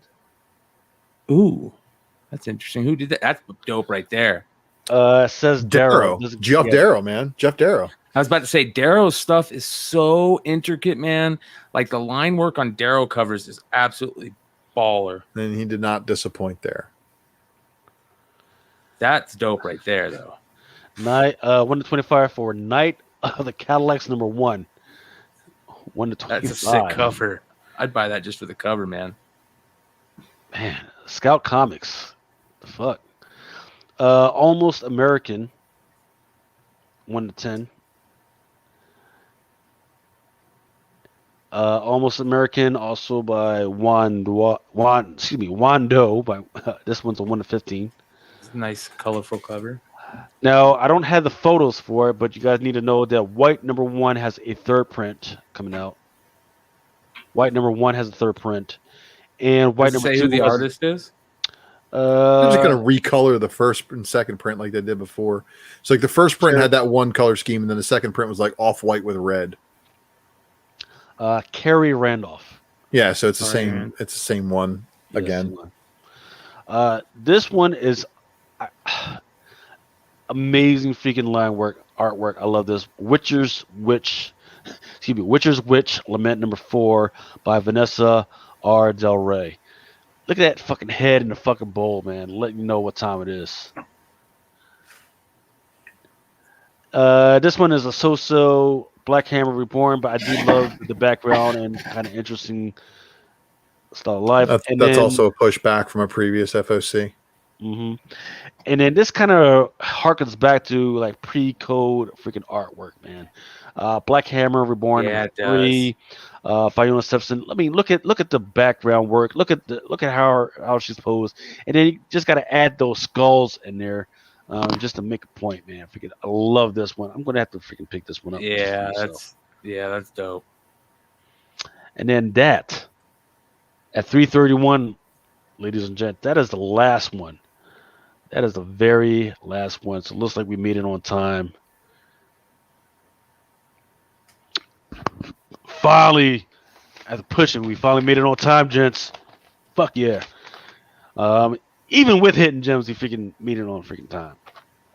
So, as we get out the door, because you know you guys got a busy day with everything you guys got going on, is there anything, last words you guys have for anybody or everybody? Nope. Much love to the community. Thanks for hanging with us. Ultra, anything? Hope to see some of you guys maybe tomorrow night if I don't pass out when I get home over at the Spine Ticks. And then after that, Sunday night, I'll be doing a show called The Secret Variant sometime after my kid goes to bed, if he goes to bed, because he's been not going to bed lately. And it's been real fun considering he starts fucking school Tuesday.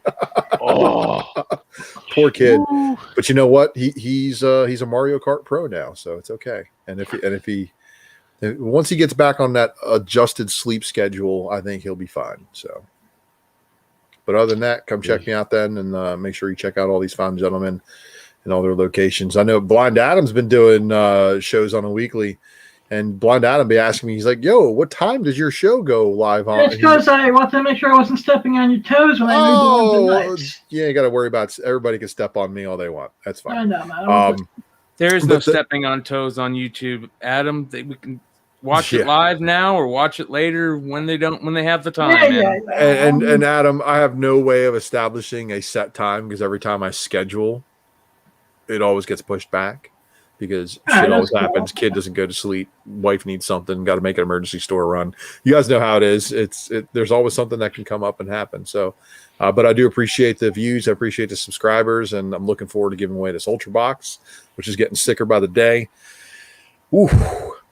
And I want to thank everyone, for being the greatest blessing in my life. I'm going for some stuff off camera as well with my eyes. So, I thank you guys for keeping me sane. And Tuesday night, my guest shows, because I'm still waiting for confirmation, it's going to be an awesome surprise. Hell yeah. So remember, you don't need set to have a vision. I love you guys very much. Line them out. Well, the only word I have for you is please stay safe, man. Respect each other's personal boundaries. If somebody sneezes on you, if you punch them in the freaking throat, feel free to call me and I will send you some bail money. I'm not advocating doing that. I'm just saying I'll fully support that. And then, if you decide not to do this, that, or the other thing, make sure you use some common sense out there. Everybody wear body condoms when you're walking in public. Yeah, body condoms, man. Those things are expensive, man. Shit. Fucking rubber catching a premium nowadays. Wait till I should have a new sponsor by when I go live on Wednesdays, which will help with the cost of the body condoms. So wait. Are you going to give out free body condom samples? I might. You know, because I mean, we that's get some sexy models, blonde hair, Man, blue look, eyes. you could It's either just wear a like face last mask century. with your shitty clothes, or you could be naked underneath a body condom. I'm saying. But yeah, once again, thanks for everybody that was listening to us. If you need or have any freaking questions, don't feel free to email me or Instagram me any freaking time, except for the nasty freaking comments that were not needed. Well, they're sending the bots out You guys- after us. yeah. That must mean we're getting popular. Yeah, I mean, you guys think you can hide behind your VPNs forever? It's not going to freaking work. Yeah, facts. Yeah, it's true. Um, It's true. So, no, much love to y'all that have common sense. And again, freaking. Oh, if you have any freaking type of alcohol that you think I should be freaking tasting and trying out, make sure you freaking let me know, and I will fucking try and hunt that shit down. Other than that, Leave the bottle details in the comments below. Thanks. absolutely out. For each man is time.